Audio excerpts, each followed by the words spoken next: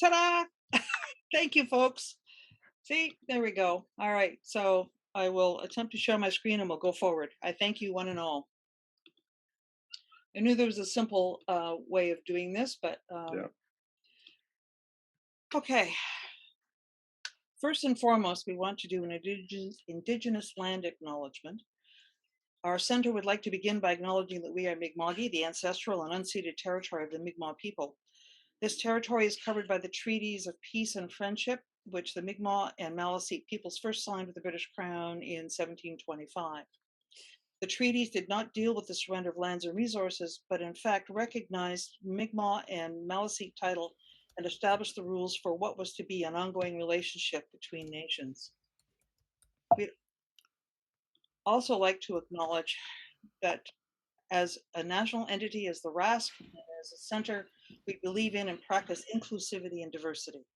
All are welcome, regardless of age, disability, gender reassignment, marriage and civil partnership, pregnancy and maternity, race, ethnic origin, color, nationality, national origin, religion or belief, or sex and sexual orientation. And we are certainly opposed to all forms of unlawful and unfair discrimination. Our agenda for today, we've already gone through the welcome and acknowledgements, and I'd like to welcome our special guests. I did mention them earlier. Peter Jedicke from London Center, Jaffer from Montreal Center, Chris Young from our own. David Hoskin will be as our observing NEPO chair. We'll be addressing what's up in the June skies, and there's lots of excitement there, I'm sure, David. And last but not least, I will present some news from the board, after which this recording will cease, believe it or not, if I can find that stop button. And members and guests are welcome to join us for the Astro Chat, which we usually allow for up to an hour following the meeting. So welcome, everyone. So from here, we have our special guests, and this is where I stop sharing my screen. Our first guest is Peter Jedicke. I first met Peter years ago when London Center hosted General Assembly and AGM. And as a newbie, only about a year in as a member, I felt intimidated, but for a very, very short period, because Peter has a very charming personality and welcomes everyone, has this incredible sense of humor. He was raised in Southern Ontario. He studied at Western University in London and taught math and science at a community college until he retired 5 years ago in 2017.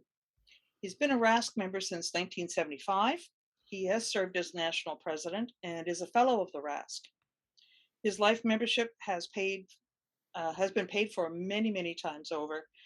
And so, Peter, really welcome you to the center, and we look forward to hearing about the history. What's up? Thank you. Thank you very much, Judy. And welcome to everyone, both Halifax Center members and some of the other members that I see from across the country on my list here. What are we up to? Up to 29 participants already. That's really great. So, Judy, you're going to have to enable screen sharing. All right. I thought I had, but let's just, as a co-host, try that. Yeah. Okay, okay, there we go. Down the bottom of your screen and share screen. You should be okay. Yep, that should do the trick. And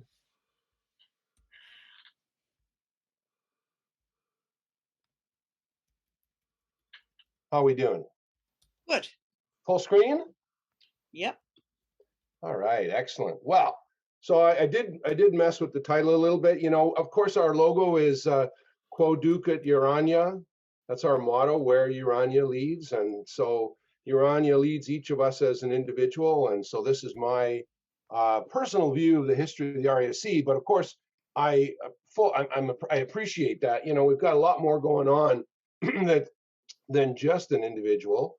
So I wanted to start at the very beginning. I don't really have too much to say about the first long while, since, you know, I wanted to try and make this as personal as possible. But I think it's fair to take the history of our society and divided into 4 general categories. I'll just call them phases just to make it sound scientific. And the first was the opening. And the club started in Toronto in 1868. So you notice we did have our 150th anniversary a few years ago. This is what was being celebrated, the founding of the Toronto Astronomical Club. And they changed their name in 1884. And then in 1890, they incorporated as a Canadian society. So the idea is that we could say that our structure as a Canadian group started in 1890, and we celebrated our 100th anniversary of that in 1990 at the General Assembly in Ottawa. The idea of what the society was like in those early years, all I can imagine, of course, is that it wasn't like today. If you wanted some news, you had to write a letter. You had to rely on postal correspondence, which might have taken forever. Anything you wanted to get, you would have had to get through a delivery system like the post office, and couriers didn't exist. That didn't mean there was no sense of national cohesiveness to the society. I just think it would have been a very difficult thing to do in those days. And there was basically just the club in Toronto. And if someone outside of Toronto felt like they were joining something that was in Toronto, I could sort of sympathize with that. But at the same time, of course, there were folks who were active. And, if you read the histories and read the journals and so on from those early days, you can get a sense of the activities that went on. Obviously, people didn't complain about light pollution as much as we do today. The telescopes that they had were either really, really expensive or they had to build them themselves. We still have amateur telescope makers today, but I think it was a different skill set back in those days. So I'm going to just arbitrarily switch over to a second phase and say that when the society was granted its royal charter, we really became more of a society that I would recognize. And the folks my age, anybody, the Dave Chapman and Stan Runge group cohort in this club would recognize us. And we started with our royal charter in 1903. And so we celebrated the 100th anniversary of that in 2003 at the Vancouver General Assembly. And then, of course, in terms of what we think of as the modern RASC, the idea of it being broken down into centers was critical. And the first of these centers was formed in Ottawa in 1906. But at that time, I don't think I've tried to read in between the lines of what folks did back in those days. And I think there was a kind of a sort of a look the other way attitude. If a local club did something, the national organization didn't really much care. And if the national organization ordered the clubs to do something, the clubs may or may not have, kind of followed it. As long as certain forms and paperwork was filled out, kind of satisfied everyone. And that was basically all the clubs really consisted of anyway. But in any case, it kept on moving. There was a national council, and gradually the centers became represented on the national council. At first, it was the presidents of the clubs that represented each club on national council. And then, of course, things started to heat up as technology and our society became more prosperous. They had more things to do and so on. We had rented office space in downtown Toronto. There were a couple of different locations.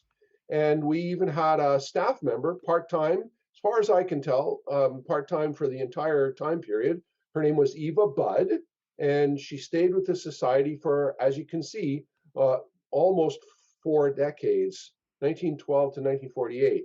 And, that kind of gives you a feeling already of how we in the RASC tend to treasure our longevity and our consistency and our traditions, of course. So one of the main things that they tried to do to offer support to folks across the country was to have a library with items that could be sent out by postal correspondence and artifacts even, although I'm not really aware of how often something like lantern slides or maybe a telescope or some kind of a measuring device would be sent out that way. But in any case, I want to say that from our point of view today, I think there was a lot of resistance to the younger generation. Youth were kind of told to sit in the back row sort of thing and, just pay attention quietly and learn from their elders. And that I think characterized the second phase of the RASC. And as a good example, I'm going to talk about the London Center a little bit, just because you all know I'm a London Center member. The London Center was founded in 1922, and we had a gentleman named Harold Reynolds Kingston, who came to us from Winnipeg Center. And when he came to London in 1919 or so, he pretty much immediately took an interest in astronomy. He was a professor of math at Western University. And so they held a public meeting to promote astronomy and decided to form an astronomy club. And someone, I'm pretty sure it was Kingston himself, said that it would be a good idea to join up with the RASC. And so the London Astronomy Club applied to become a center, and that application was approved on February the 24th, 1922. And what that means, folks, is that this year is the centennial of the London Center. And I'll be quite honest, Judy's invitation for me to talk about the history of the society, I was motivated to do that more or less as a tribute to the fact that this is the centennial of the London Center. So a lot of things that we are accustomed to happened. Every center has similar backgrounds in this way.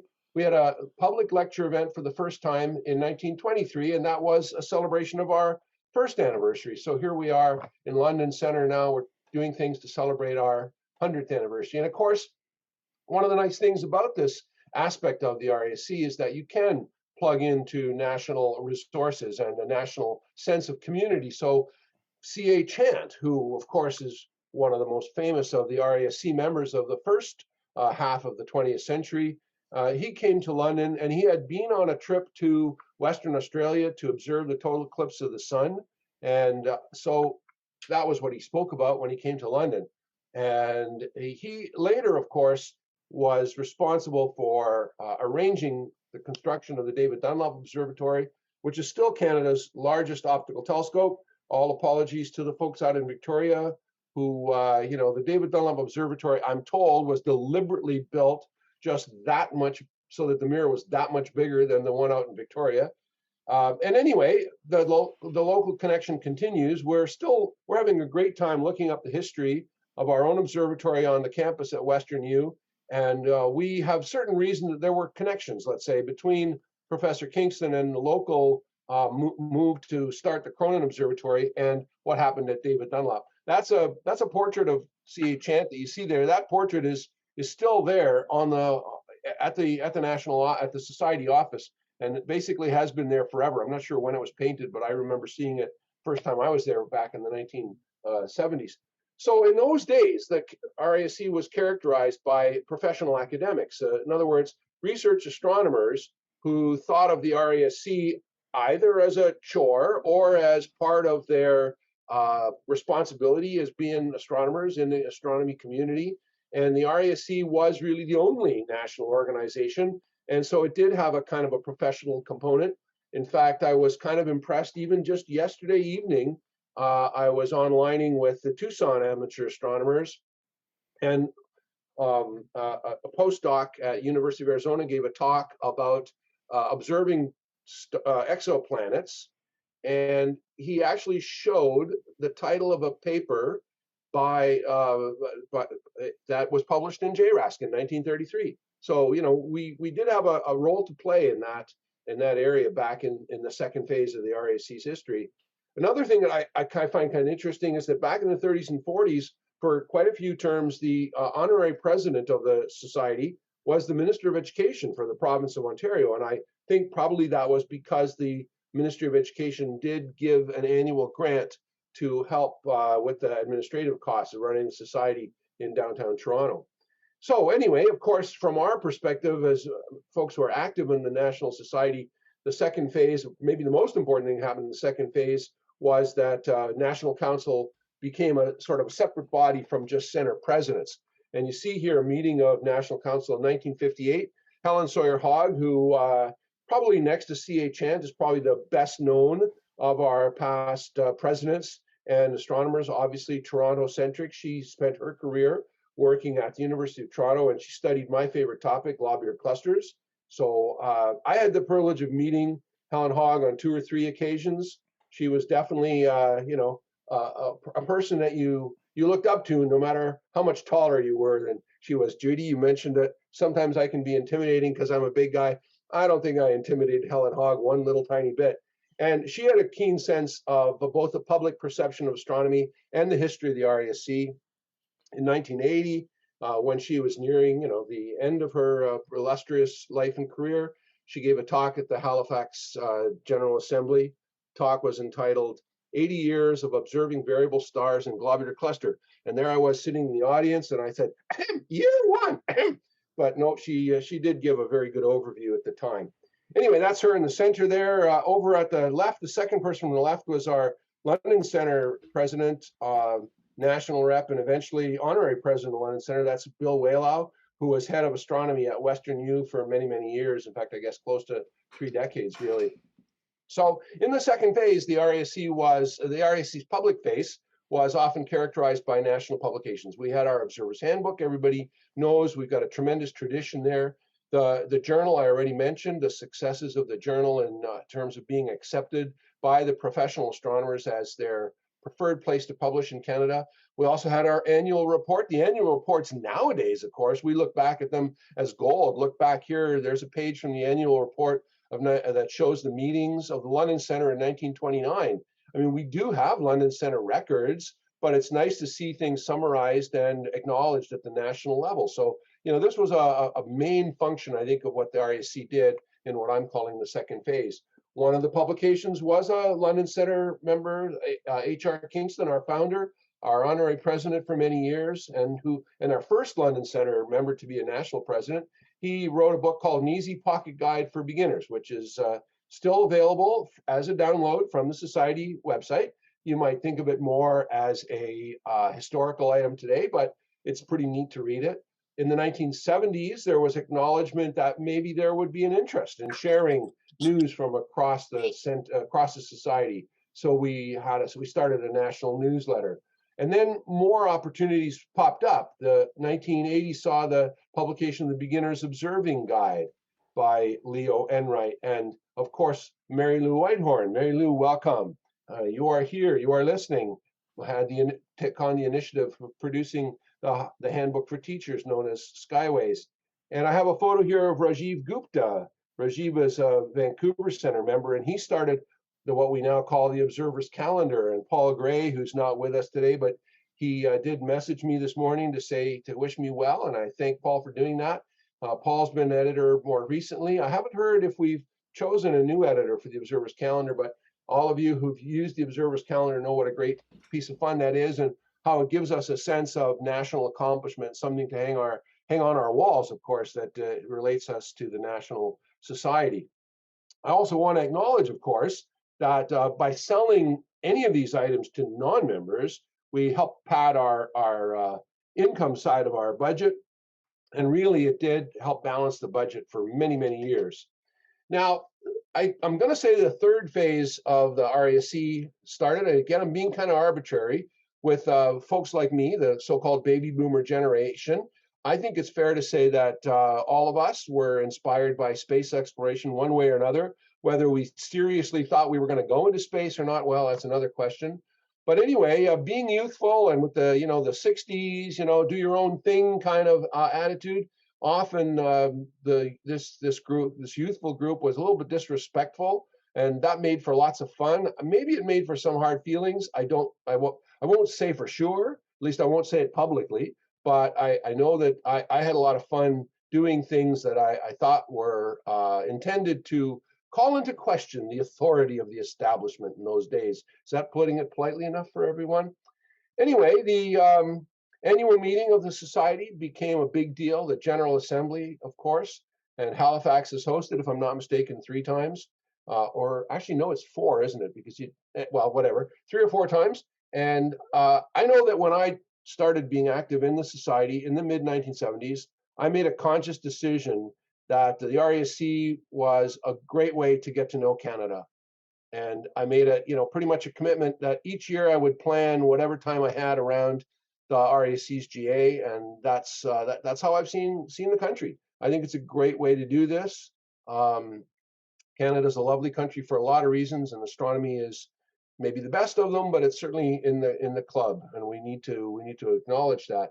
And there's always things to do at the national level. I know many folks here in London. I've often had conversations with folks who say, why bother participating on the national level? I just think it's something great to do. I've never tried to justify it other than to just say I think it's wonderful. So you've got all these neat things to do, like join national committees and go to meetings and so on. And of course, the society across the country finds it easier to sponsor things like certificates and programs than it would be at an individual club level. Of course, the Montreal Centre is well known for having started the Messier certificate back in the 50s. But what I'm saying is that as we moved into this third phase of the baby boomer generation taking over, it became easier to do things on a larger scale. I also want to acknowledge Rosemary Freeman, who was our executive secretary in the office in Toronto for many years. This is a photo of the outside of the Toronto office, which was the second piece of real estate the RASC owned.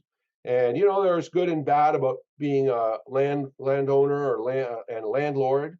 Our capital increased thanks to the increase in real estate, but there's also responsibilities and other sorts of problems. So nowadays, society is in rented space.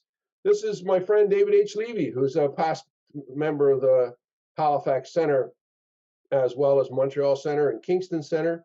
And once, when David still had lots of hair, I noticed he was standing between me and the sun, and I took this picture and called it The Total Eclipse of the Sun by David H. Levy. You can see the solar corona there. I think it's either that or it's David's hair. And one of the many things that David has contributed to the society is that he's made his lifetime of logbook writing. All his observation records have been scanned and are on the society's website, so that we can share David's observations that way. And that became kind of a thing. So Leo Enright, who I've already mentioned, there's Leo down there. Leo and David were really great friends. And Leo passed away a few years ago. And Leo's logbooks are also available online. And I just looked yesterday, there's two other RASC members who posted their logbooks there online. One is long enough ago that I'm sure it's posthumous. I'm not sure if the other one is, but I think that's a terrific idea. And if computer technology keeps going the way it is, I think it's wonderful that we are able to provide a lasting record of the RASC's activities in the world of astronomy and observing by doing that and making that available there. Well, all right. So now we're into the meat of the thing, because this was my part of the RASC, the 70s, 80s, 90s, and into the 21st century. I'm among the past presidents, and I always think it's a great piece of tradition to get together. Here you see, 7 of the past presidents, along with Rosemary, after she had retired. And in fact, Bonnie Bird, sitting in the middle, was our executive secretary after Rosemary. If I'm not mistaken, the 2008 General Assembly is when we paid our thanks to Bonnie, and because I think she retired that year, if I remember correctly. And so that's great fun. Now, of course, the General Assembly's already mentioned. I'm going to show a couple of pictures of what I like to think of is that we're combining the best features of youth and wisdom of age by in the phrase zaniness and tradition. And I've always kind of tried to honor that. Here you see the traditional group photo. Here you see the banquet at the 1979 General Assembly, which we hosted here in London. And of course, that was the first semi-official song contest. We'd done some song singing at earlier GAs, but we actually made it into a competition at the 1979 General Assembly. And there you see at the far left, there's Mike Flagel drinking a bottle of beer. I'm not sure if you're allowed to drink beer in the dorms at Western U anymore, but that's the kind of fun we had in those days. And we also started the tradition of having a human pyramid each year. The really hefty boys down the bottom, that's me next to, I forget if that's Tim from Windsor or is it Dave Gallant in the middle. I see Gary Boyle and Pat Kelly, and who else is in there? Scott, David Levy's there. Anyway, we always have fun doing this. I see Stan, and Stan I think was on the call, isn't he? Anyway, the pyramids are a great way to get together and actually prove that you're willing to hold up the society. So one of the most important things that I think happened in terms of honoring our history is the publication of Peter Broughton's book, Looking Up. I have my copy right here next to me. I figured it would be a little cheap if I just took pictures, nothing but pictures for Looking Up, from Looking Up for this slideshow. So most of these slides are not from Looking Up, but some of them are. That's a really great publication. And of course, it's available as PDF as well. Well, at the 2019 General Assembly, again, I'm really only just including this because a few other past presidents of our recent generation managed to make it. I labeled them on the picture this time. Doug Hube's jacket made it too difficult to type his name in front of him, so I put his name on Dave Lane. I figured no one in this call is going to get Dave Lane mixed up with Doug Hube, so there we are. And so, again, it's just a question of respecting our tradition. But it was also important, I guess, in a way that we didn't anticipate, because 2019 was the last time that we had an in-person event for the entire society. So we've had to deal with that now. And as you probably know, 2022, for the third time, the GA will be online, and you can sign up for that right away. And it will be in, I guess, 3 weeks from now. Well, one of the biggest traditions, of course, is awards. And we've got a handful of really well-known and well-respected awards. The gold medal was the first of these awards, started in 1906. It was given for as an academic prize to an astronomy student at University of Toronto. But gradually, of course, with the society being national, it was recognized we wanted to do something a little different. So in 1986, there was a committee, and we changed the gold medal into the Plaskett Medal, which honors a PhD thesis written anywhere in Canada in astronomy. And it's chosen by the members of the Professional Society, which was formed back in the 1970s. The professional researchers decided they wanted to have their own society instead of being part of the RASC. So Casca is makes the decision on who wins the Plaskett Medal, but it's still considered a partnership with the RASC. Meanwhile, the idea of having a gold medal for the University of Toronto's top student was indeed continued by the Toronto Centre. The slide shows Ian Halliday, a former past president, and in fact, I meant to look it up, but he may be a gold medal winner himself, giving the 2001 Plaskett Medal to London Centre's Peter Brown, who's a meteor researcher. Chan Medal is the second most important society medal. It's silver, and it kind of honors that tradition of gold, silver, bronze, and started in 1940 to honor Clarence Chant. And the picture that you see here is the only London Centre Chant Medal. This was awarded in 1942 to W.G. Colgrove for his work in making astronomical models and teaching aids. And we got this picture because we reached out to his family a few years ago, and it turned out they still had kept it, even passed away in the late 50s. And we met his grandson, and his granddaughter turns out to have been a student at Western U. So we had them all come in at the Cronin for a nice little ceremony. So this is what the Chant Medal looks like.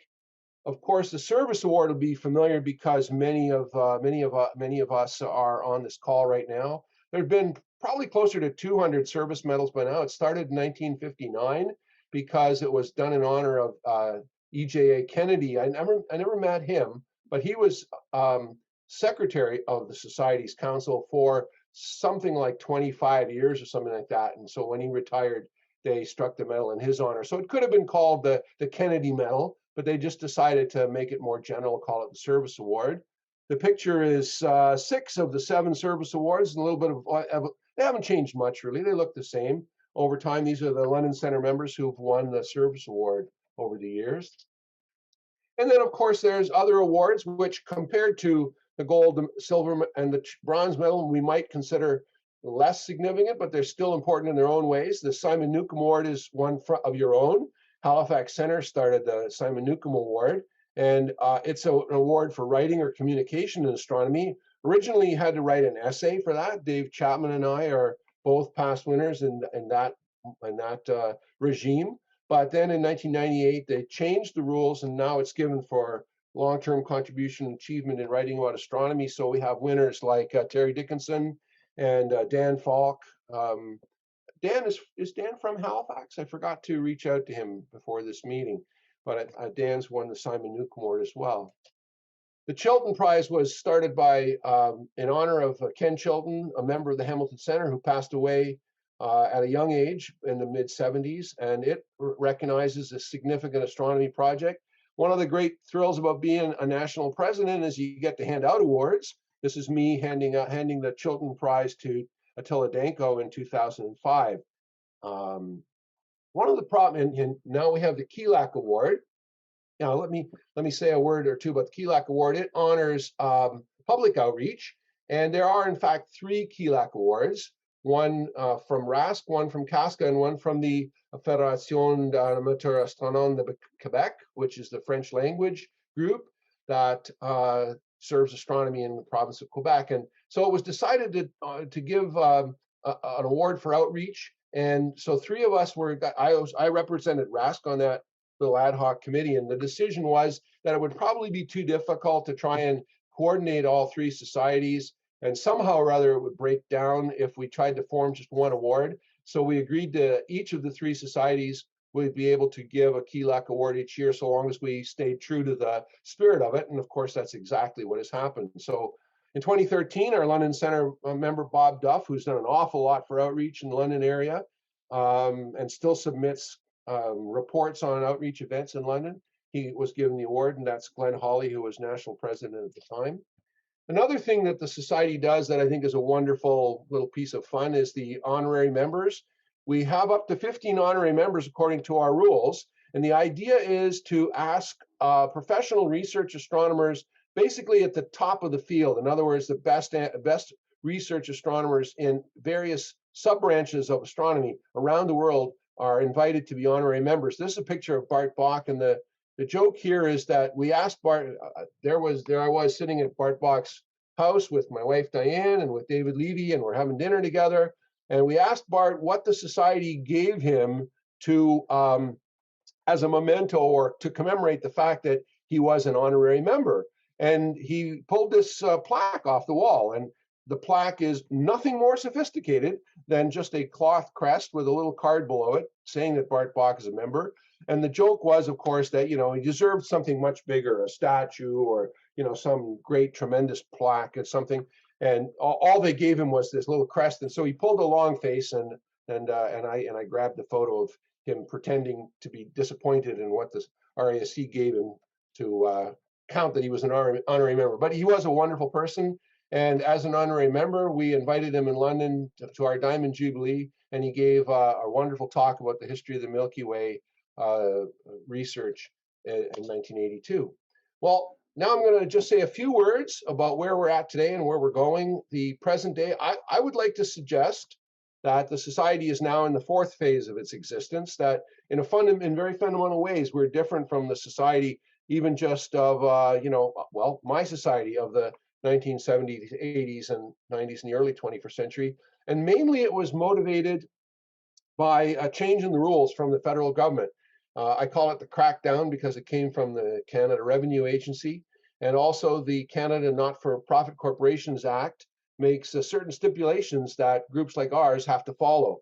And they were, well, you know, nothing wrong with them, but they were certainly different enough that the society spent a few years. The society presidents who followed me know about this because it was a lot of work for them. And so we had to basically restructure.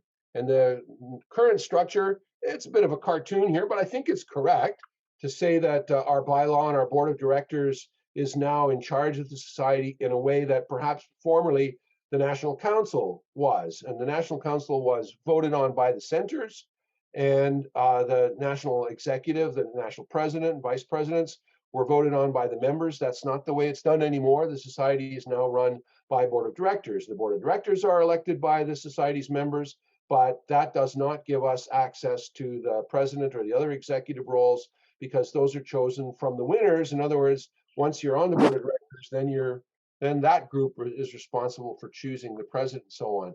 We also have a more professional management with a professional executive director and more hired staff, frankly. This is the current executive director is Phil Groff, that's him on the left, and Randy Atwood, who of course is well known to the members. He's had many roles in the society, including society president, and he was executive director for a long while as well. So this was the day Randy stepped down and turned it over to Phil, and that was in the society's rented office space in the west end of Toronto. And we've now actually moved. Even during the COVID thing and everything like that, they were able to make the move back to downtown. We're only just a few blocks from the more historic earlier venues where the RAC's offices were and I've been to the new office. We just moved in basically at the first of this year, and the new office, it's still, that they're still arranging the boxes of books and so on. But one of the key things that the rented space that we're in now is big enough to host the Dorner Telescope Museum. And this is really quite a wonderful thing that I think we'll have more and more appreciation of going forward. A fellow member from the Kitchener Center named Rudolf Dorner, who passed away in March, donated a rather significant sum of money to help maintain this museum of old telescopes and other artifacts and so on.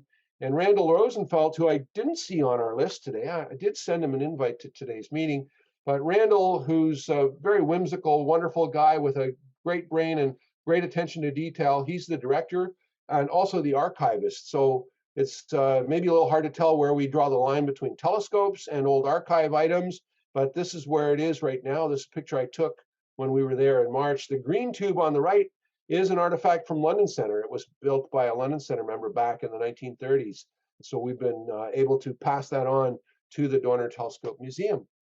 And that basically brings us up to today. One of the things about Judy introducing me as having a great sense of humor is I didn't really have to be funny. I could be as serious as I wanted, and people still end up laughing. I know that's the way it works.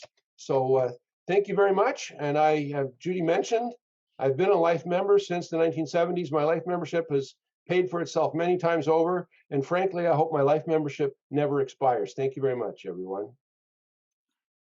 Thanks so much, Peter. That was fabulous. It was a great overview of our history. And love I love those Stavros Jews. Yes, you're so cute. Yeah, some things change, and some things stay the same. But you did ask about the haircut, Judy. I'm sorry. I said you did ask about the haircut, and there's the haircut I had. And then James said something too. I think he was teasing me too.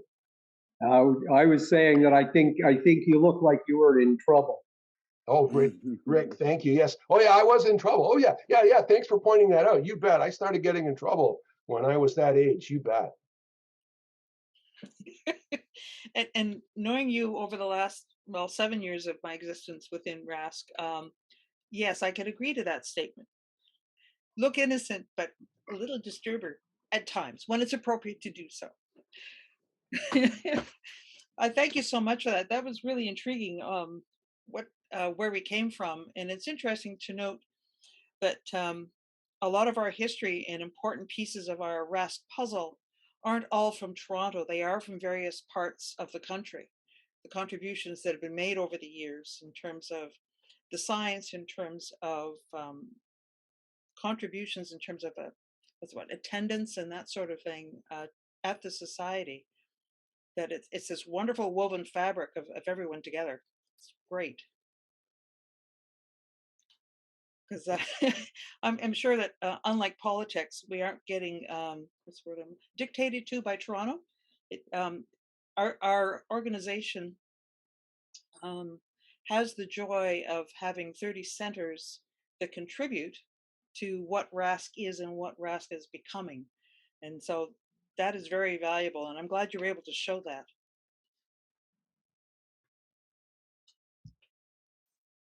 Any questions for Peter before we go on? Well, I have some things to say. I'm sure you would. Peter, this is Dave Chapman. Peter's being very modest about his accomplishments. I won't go on about him, but I do want to point out that he mentioned he was a life member, but he's also one of the fellows of the RASC, and there's a few of those in attendance today. So he, basically that's enough said. I mean, to become a fellow, you've had to make a big contribution to the society, and Peter, even with his evil ways, has done so. I'd also like to point out that more close to home, I'm also a fellow, but more close to home, Peter is one of the RASC asteroids, and I think I was trying to keep track. I think there's 7 asteroids, at least 6 asteroids in attendance today for his talk. So, and I wanted to bring that up because Peter was Peter has had a strong interest in RASC asteroids for a long time, and Peter, with others, was the mastermind behind the latest run of RASC asteroids, which came out between, I guess, last September and I think most recently, maybe just last month. I've lost count again, Peter. Maybe you can remind me. It's 29 or something like that that have been named by the IAU in that period of time, all after RASC suggestions. And so I wanted to point out that recent contribution and thank him publicly for taking care of that.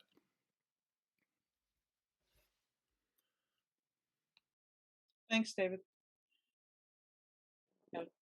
We like to acknowledge members near and far when their accomplishments are many, and Peter certainly has many. So thank you for bringing those forward. Peter has an informal accomplishment that anyone that knows now at any sort of formal business meeting of the RASC, they always pause at the end because for abstentions. And Peter was famous during his National Council days to never, ever have a vote that was unanimous. If it appeared to be unanimous, he would always abstain. So we had to wait for that. No, it was worse than that, Dave. I would actually vote against the motion to prevent it from being unanimous. It's a philosophical point, but I'm willing to take on anybody who wants to have an argument about that.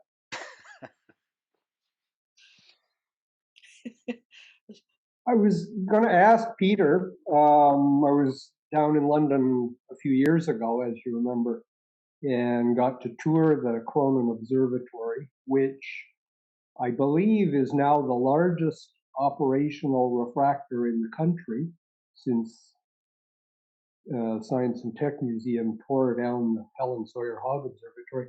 Do you know the name, the history of the name on the observatory? Sorry, which name, Rick? Cronin. Oh, sure, of course. Well, yeah. I mean, I took a bunch of slides out of this presentation because I basically gave this presentation at London Center back in March. Hume Cronin was a Londoner, a business person, a politician, and a military leader in the rebellion of 1871 or something like that, I guess it was, out in the West, out in the Great Plains. Maybe you Westerners know what kind of rebellion that was. Anyway, he was a Londoner, and when he passed away in 1933 or 38 or something like that, his widow decided to donate money to the university, and Kingston was able to persuade her to make it an observatory. And if you recognize 1873, Peter. Sorry, what? 1873. Oh, yes, of course. You were there, right, James? That's when the Northwest Mounted Police were formed to put down the rebellion. So anyway, so if you recognize the name Hume Cronin, because of course there's a Hollywood actor in our generation who was famous, and he is in fact the son of our Hume Cronin. He was born in London, so yeah. Very good. Excellent presentation, Peter. Thank you very much. Thank you all. It's a great privilege. Okay. Any other questions or comments for Peter?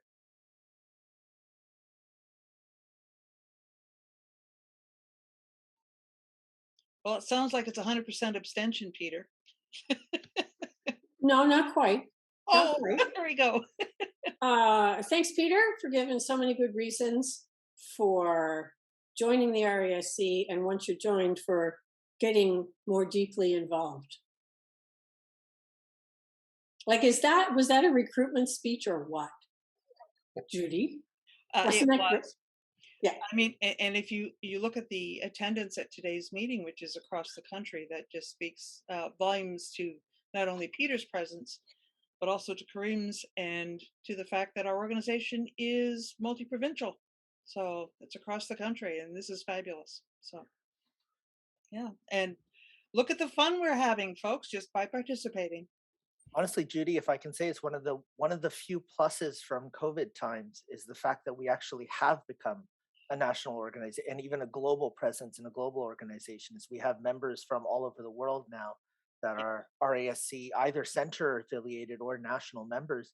but they come into our meetings and it adds just so much to the dynamic. Peter comes to a bunch of our clubhouses, and it's just a joy to hear him and David kind of riff on the history in the early part of the clubhouses and just chat away with Carl and others. And it's a lot of fun.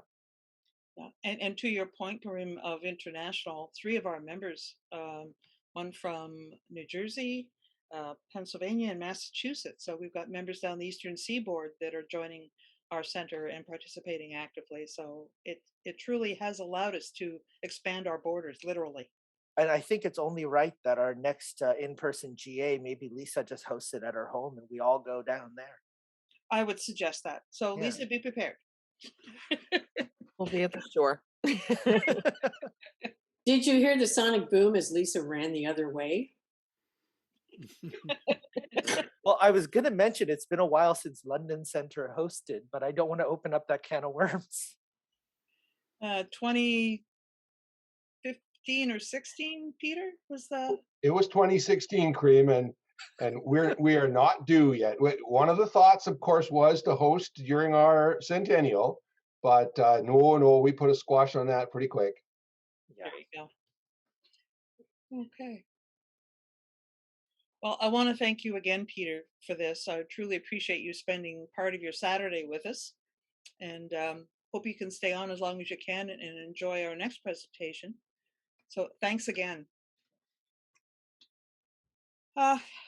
Next up, we've looked at our past. Now we're going to look a little bit into the future in terms of, Peter has mentioned in the historical piece how youth were sort of set aside and ignored and that sort of thing.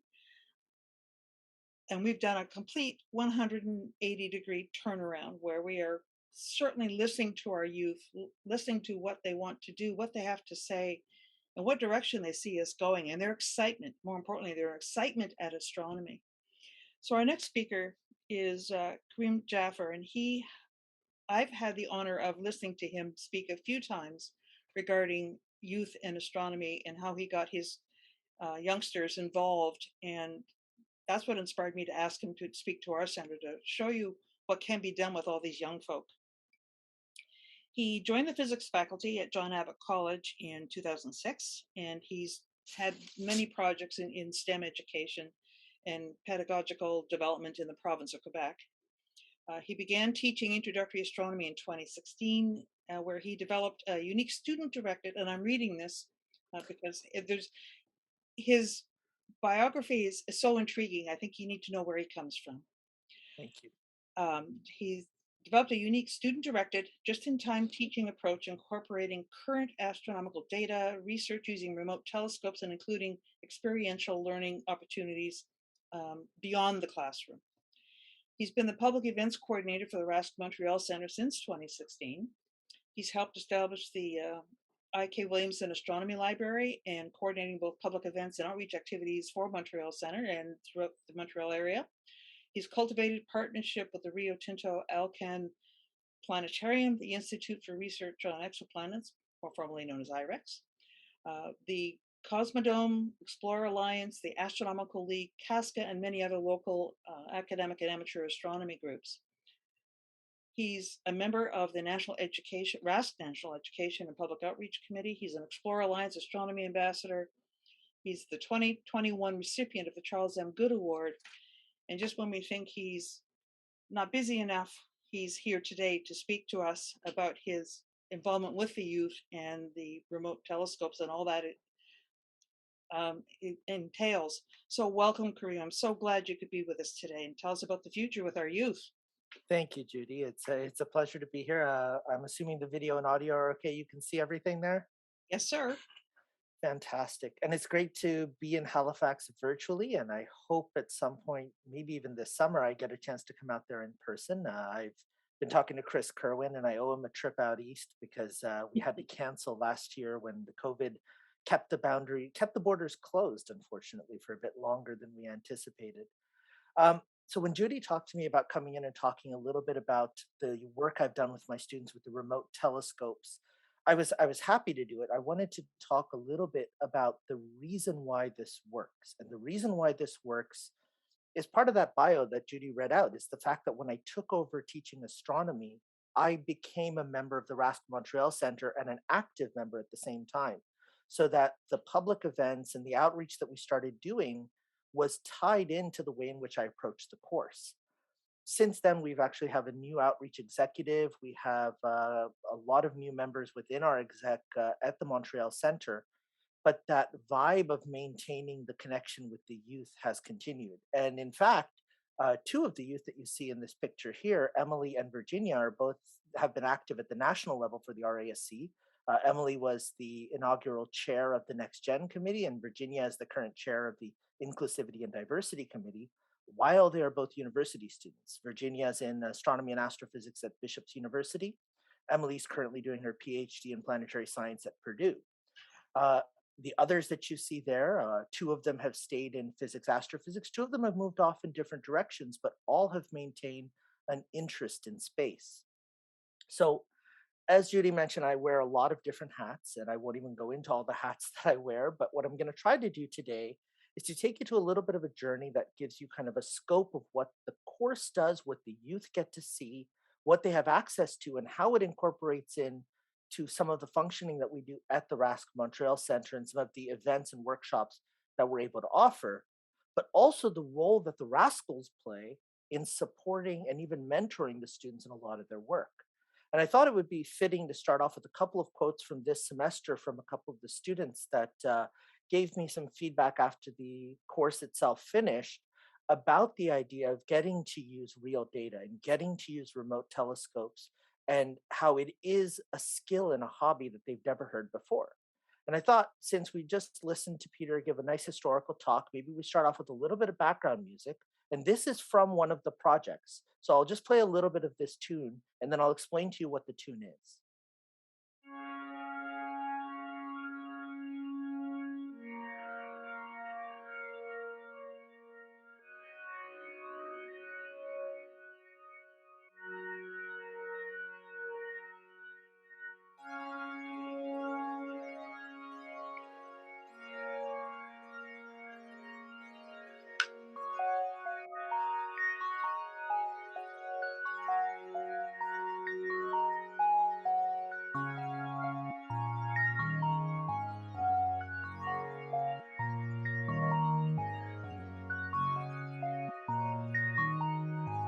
So one of the most recent projects that we were able to add in this year was the idea of sonification of space. And these are two of the three students that participated in it. That's Ben on the left and Caroline on the right. And what they did is they took photometric curves of stars that were taken at Mount Wilson Observatory in California, and they took different period curves with different size scales and they translated them into notes and instruments and then put those together into a complex waveform to create music. And this was one of the projects that they themselves, after hearing an example of it in class, said, can we try this? Can we tackle this? One of them is actually going into university for sound engineering. One of them plays multiple instruments, and the other one is just really avid to learn how to use computer processing. And so the three of them together decided this was the topic they wanted to tackle. Now, I have no musical ability. My family does. My family is incredible when it comes to musical ability. And I'm kind of the ugly duckling of the group because I have no musical ear. I can't hear pitch. I can't hear sound. I know a bit of astronomy. And so I managed to find a mentor that does know both the photometric curves as well as the sound in order to help them out. And we received access to these photometric curves from Mount Wilson. So what I want you to see there is that we work really hard to incorporate the students' interest in these project dynamics. And I'll give you a bit of an idea of how this all evolved over the next few minutes. Before I do, I want to start with the traditional type of land acknowledgement. But what I do here in the Montreal Center is I change it to a land and sky acknowledgement.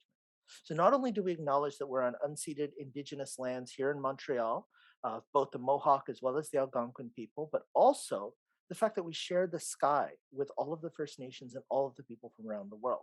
And many of you have heard my talks, including my two-eyed seeing talks. And so we know, of course, that we're not at the June full moon yet. What we're actually at is a bit of a waxing crescent. And this picture was taken just the other night by one of my friends from Space Oddities in the UK, Roger Hyman. And this is the strawberry moon, according to the Ojibwe people. Now, for the Mohawks, this is not the strawberry moon. They have a different name for it. Same with the Micmac. And I thought instead of me sharing all of these with you, I would talk to you a little bit about one of the outcomes of these projects with the youth. And that has to do with staying in touch with youth, no matter how long ago they've been my students. So a few years back, I managed to touch base with one of my former students who now works at the school that I was at when I started TAing for the first time decades ago, and that's the University of Guelph.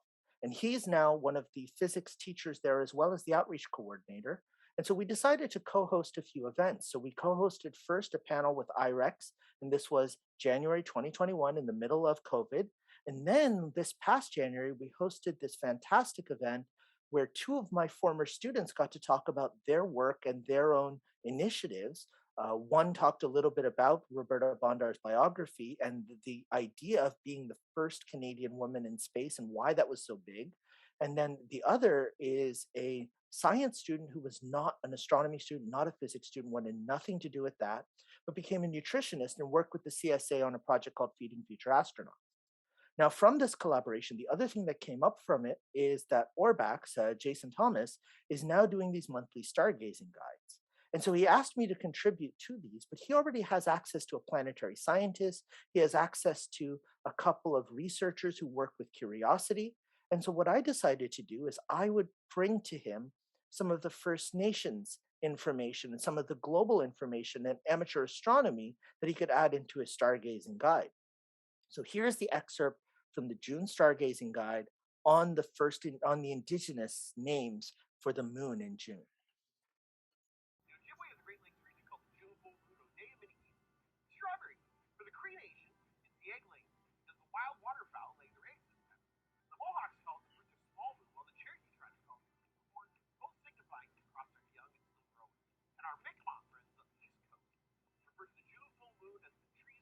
And so I'm sure if you look outside, you see the trees fully leafed over there.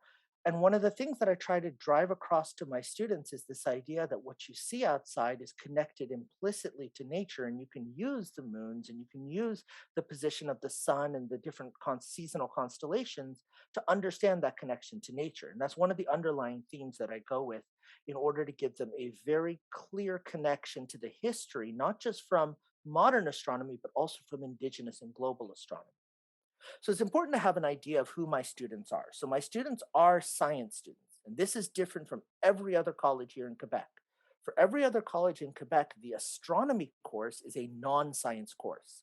It's taught to students who have maybe a little bit of an overlapping interest. They have to take one course in sciences that doesn't have much quantitativeness to it. So they take something like astronomy and they learn a little bit about the night sky. Those colleges also have an astrophysics science option course, which we do here at John Abbott as well. But what we do at John Abbott that's different is we approach astronomy from a quantitative fashion. So they are science students, but they don't have very much curricular exposure to astronomy.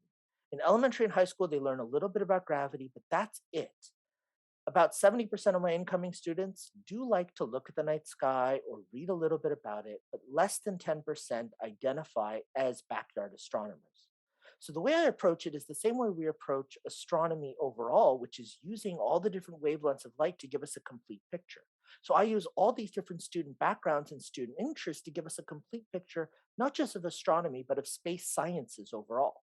Because what I want the students to recognize is no matter what area you go into for your career, whether it's medicine, whether it's ecology, whether it's actually working directly in astrophysics or aerospace engineering, or whether it's doing software design, if you have an interest in space, in astronomy, it's possible to get a career that overlaps into space sciences. So the students get to direct the course, direct the breadth of topics, the depth of topics, and their self-directed projects.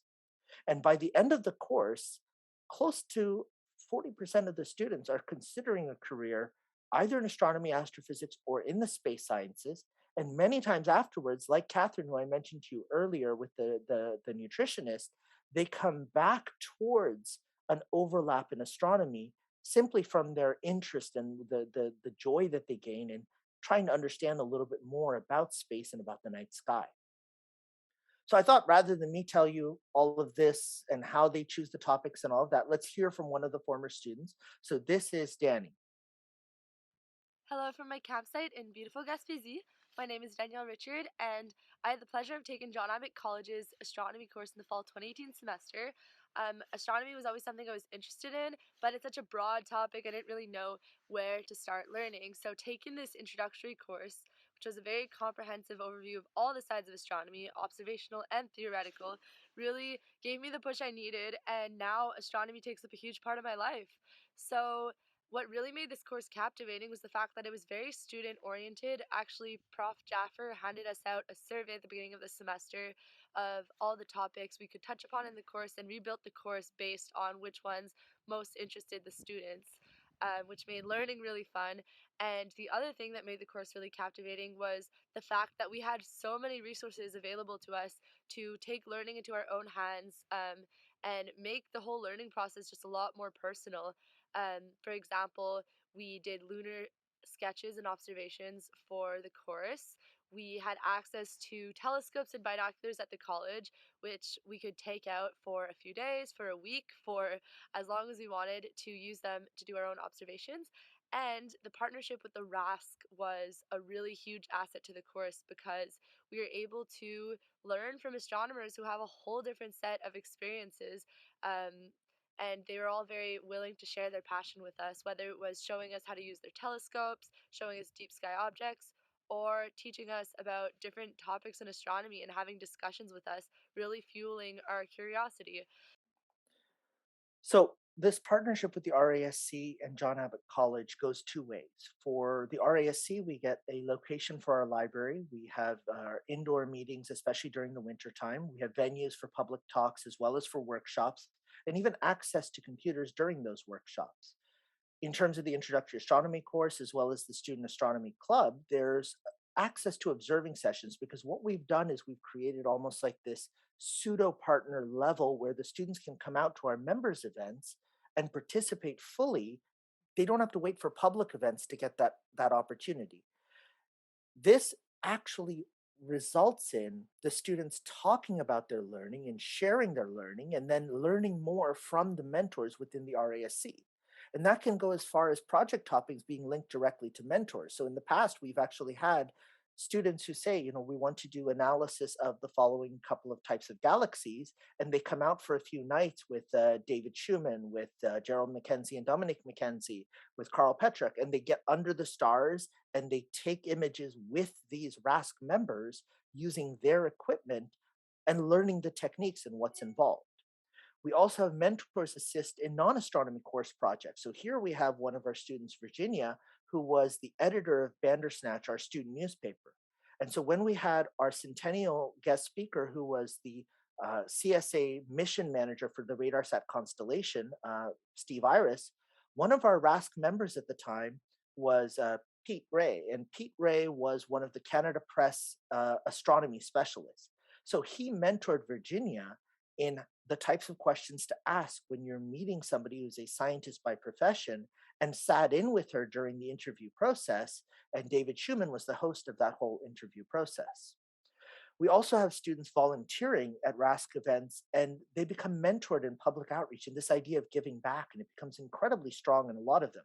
So that's Emily at her very first event. That was a lunar event, her second week of the Space Club orientation before she hosted and helped organize the solar eclipse event in 2017.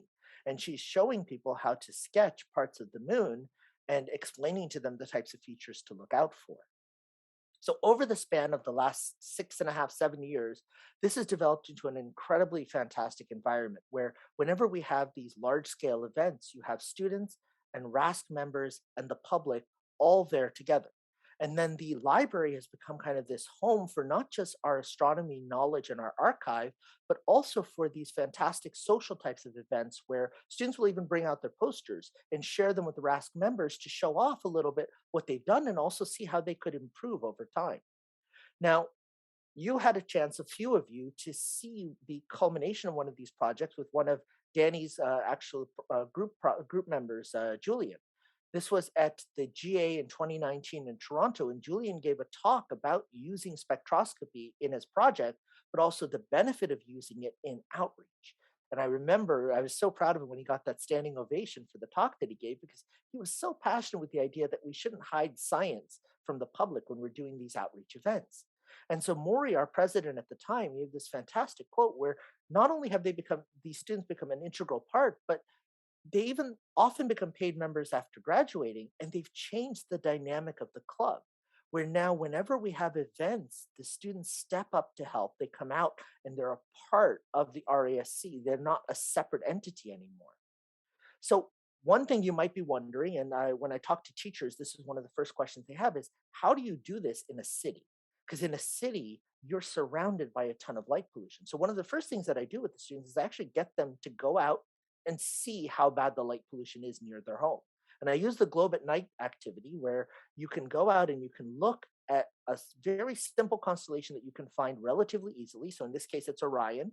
And you look around Orion and you look to see how many of the stars you can actually see. And based on that categorization, you determine how bad the light pollution is, and you enter it into the Globe at Night app or online on their website. And then that part of the assignment, they just have to submit their stamp that says they did this observation. So many of the students go back and do these observations again and again, not near their home, but in other locations. They'll go to a park and be camping out, and they'll realize how amazing it is, and they'll pull out Globe at Night, and they'll input their location and what they see, and recognize just how different it is, the magnitudes of stars that they're able to see compared to what they could see when they were near their home. Now, during COVID times, it was hard to get out, especially here in Quebec, because we had a curfew. And on top of that, I've been the last couple of years teaching the course, not just in the fall, but also in the winter, because some of our hands-on science option courses couldn't happen because of COVID. And at those points, I had to deal with temperatures where if I send them out, if the only clear night is -20 or -35, it's not quite fair to ask the students to go out and do these observations. Especially not because at the same time that they're doing the Globe at Night observation, I also have them doing moon sketching. And this is one of my favorite activities. I do this with every single class, even if I have to give them multiple months to do it. All I want them to do is to observe two phases. That's it. And when they observe those two phases, they just have to sketch what they see and identify two of the prominent objects. And they use their RASC Moon Gazer's Guide to do it. I give them all one at the start of the term. And it's really straightforward for them to do once they can figure out how to do the alt-as measurements as they move around the sky. And most of the time, I'm not, it doesn't have to be precise. I just want them to try. I just want them to try to capture, try to see, try to observe, and learn a little bit about what amateur astronomy observing is all about. Some of them, like the one here on the right, will actually take pictures and then do the sketch from the pictures. Others will just do the sketch directly freehand, sometimes even on a digital tablet. And the results are incredible. And it's not just the results that are incredible, but the number of times the students refer to this when talking to friends and family. I've gone to convocations where people come to me and say, "You're the moon sketch guy. You made my kid look up." I really love that, because now whenever we go out to nature, they're telling me what phase of the moon is, what's going on in the night sky, what to look out for. And just the whole family, the friend circles, everybody benefits from having these students just look up. And I realize I haven't gotten to the remote telescopes. I haven't gotten to the astronomical data sets, but this is astronomical data. This is observation. And this is the start of their journey. So this is one of the first things that I do. From there, I move into the data set. But when I move into the data set with the students, I don't just start right away with, here's the complex satellites, here's what they give us, here's the space-based telescopes, here's what they show us. I get them to look at ancient astronomy and what ancient astronomy observations were able to bring us. So with modern astronomy and with Western astronomy, we would start with the Greeks, and we would start with Eratosthenes. And I do talk about Eratosthenes, but what I start off with is some of the other ones that the students will never have heard of. So Chankio is one of them, where you have these wonderful solar observatories. And when you look from the position of the solar observatories towards the mountains, you actually see this sawtooth pattern on the nearest hill. And if you follow the sawtooth pattern on the nearest hill at sunrise from one of the points on these solar observatories, what you see is that it encompasses the entire breadth of sunrise locations, since the location of sunrise changes throughout the year. So from June solstice to December solstice, remember we're in the southern hemisphere, so June solstice is our winter solstice, December solstice is our summer solstice. You're seeing this change in location where the sun comes up. And we know that that happens because we can see that happen for ourselves here in the northern hemisphere. But there's more to it than that, because you can also recognize that the maximum altitude changes over time using a simple solography picture. So I set up a pinhole camera on the rooftop of our building just before COVID happened. And so during COVID, I came in one day in June to take down the pinhole camera and process this image. And what you can see is from winter solstice in December all the way to summer solstice, you can see the change in altitude, but you can also see the change in the location of where sunrise happens, where in winter solstice, it's south of east. And in summer solstice, it's so far north of east that it's off the realm of this picture. This gives the students an idea that the observations made by the ancients are the same observations that we can make now. And then we go into the database. So the first thing we do is we take sidereal trails, and the students go out and do this, and they learn that the stars move by about 15 degrees per hour around the North Star, and they recognize that this is because of the rotation of the Earth. Then they go into the database at timeanddate.com, and all you need to do is over the span of about 400 days, any 400 days you choose, but it's easiest to go from like December 1st all the way around to December 30th of the next year, or January 4th of the next year, something like that. You take the length of the solar day, which you calculate from sunrise to sunset, and you find the altitude at local noon. And if you do that and you graph it out, you see the same type of graph that we see as the maximum point of the solography picture. But it allows them to calculate the length of year, the tilt of the Earth's axis, and the latitude of the observation point. So now they're seeing that one simple set of measurements of the sun gives them all of this information about the actual geography of the observation point with which you're looking at the actual sky.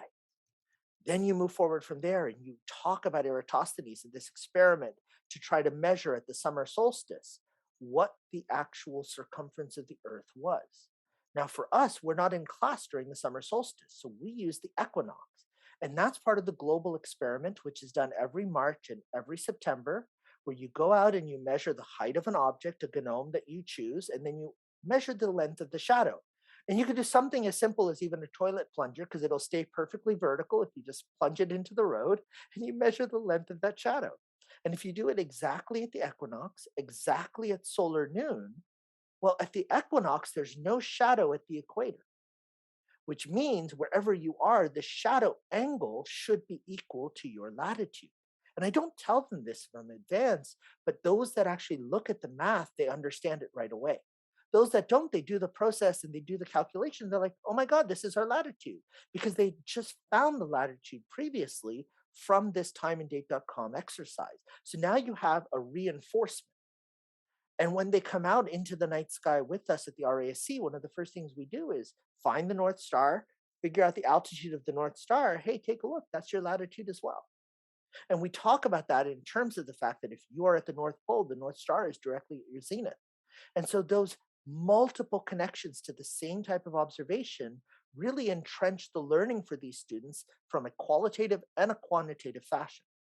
Now we can see this exact same behavior, and Dave, this is your picture. This I saw on your Facebook page.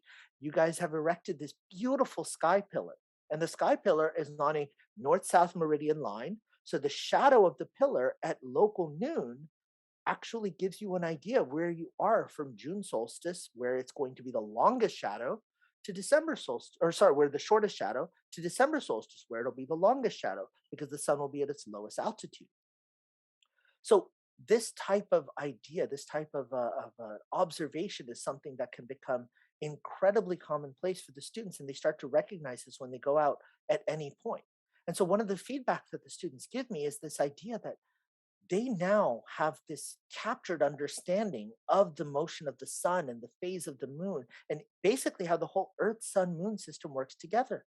And some of them are just floored with the idea that a simple shadow calculation can give them the entire circumference of the Earth. And they go back and they carry that with them. And this is one of the amazing things is when they're personally doing these measurements or doing these calculations or observing this connection between multiple iterations of the same concept, it stays with them. And then they come out to our public events night, and I overhear them talking and telling people all of these experiences. And yeah, they make mistakes sometimes, but the passion and the enjoyment is there. And then when they come to me to double up or to talk about it or to even reinforce, tell them what you showed us, tell them what you made us do, that's when I can make a small correction to the content if I need to. But most of the time, it's incredibly accurate what they share with the public during these events. Now, it doesn't stop there, because when the students see something in astronomy, they can connect it to other classes. So one of my students early on, this is Aaron, he was the very first iteration of astronomy that I did in 2016. And he became one of the members of the solar eclipse team in 2017. And as far as even during COVID times, he would come and borrow telescopes from me from a safe distance. I would take the telescope, I would wrap it all up, I'd put it at the front of my garage. He'd come by a couple of days later, I'd open up the garage door, he'd pick up the telescope and take it with him, and then he'd return it the same way. Because he just appreciated this idea that he could go out and do these observations and see these things for his own. And the one that really stuck with him was the Galilean moons, because he had learned about it in a Western civilizations class about the scientific revolution and the whole idea of Galileo being persecuted for these observations that he made. And so when he would see the Galilean moons for himself, he would go back and show these non-science students, hey, look at this. This is what we learned about. So Galileo's observations is one of the things that I do share with my students. But then just last night, and this is what's incredible, because I'm putting this together last night after my conference and I'm finishing off my slides, and I get a message from one of my students from this term, Olivia. And Olivia is in Italy with family for a wedding. And she saw that she was in Florence, so she asked her mom for time to go by the Galileo Museum. And she took pictures of the exhibit and of the original telescopes that Galileo used for the observations that we showed in class. And she took pictures of what she herself had done and showed people at the museum. Look, I do astronomy. I saw Galileo's moons too. And just that connection, staying with and bringing it in and telling her family, this is part of our trip. We have to do this. I was so touched. I love that. And then in class, we also do a lab where they take the measurements of the period and the orbit of the Galilean moons to use Kepler's laws to determine the mass of Jupiter. So this is now the scientific iteration of the observational material that they've already seen. And then some of them, for their projects, if they're doing astrophotography imaging, they'll come back to this Jupiter picture and they'll learn how to take the different positions of the moons and track them over time, or to process this picture and actually pull out the stripes of Jupiter for themselves. So it's really important for the students to have multiple points to get on board the learning process for a lot of these different topics. But it doesn't stop there, because we have a camera currently orbiting Jupiter. And I showed them early on that you can access this type of data. And so we go into JunoCam and I give students access and I direct them to one of the parajoves. And when I direct them to one of the parajoves, I give them simple techniques to process out a picture of Jupiter's surface. And this is a sample of some of the work that they're able to put together from this JunoCam data. And this is from fall 2020, the first semester that I did this. And of course, for the first semester that I did this type of an activity, they really wanted the great red spot. So I found one of the parajoves where we have the great red spot.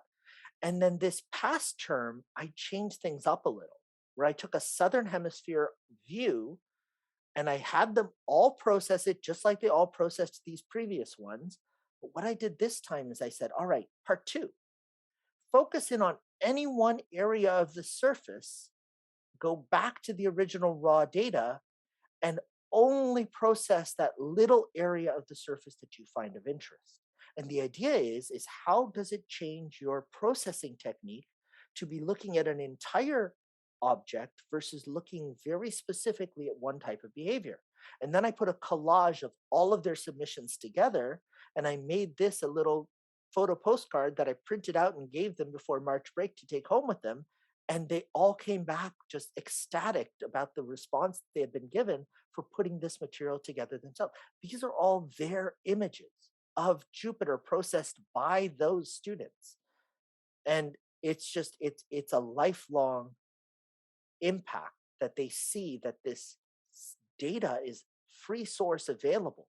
And so when I've gone back to the NASA or to the JPL in this case website and looked at the public submissions, I'm actually very proud to say that 4 of the submissions are clearly identified by former students of mine. So they not only went back, but they went back and they were happy enough with the final product that they submitted it back to NASA and to JPL.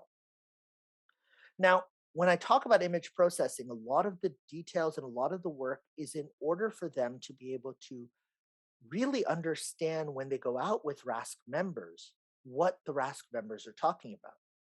So a few years back, I talked to David Schumann and I asked for a subset of his data files from the Andromeda galaxy.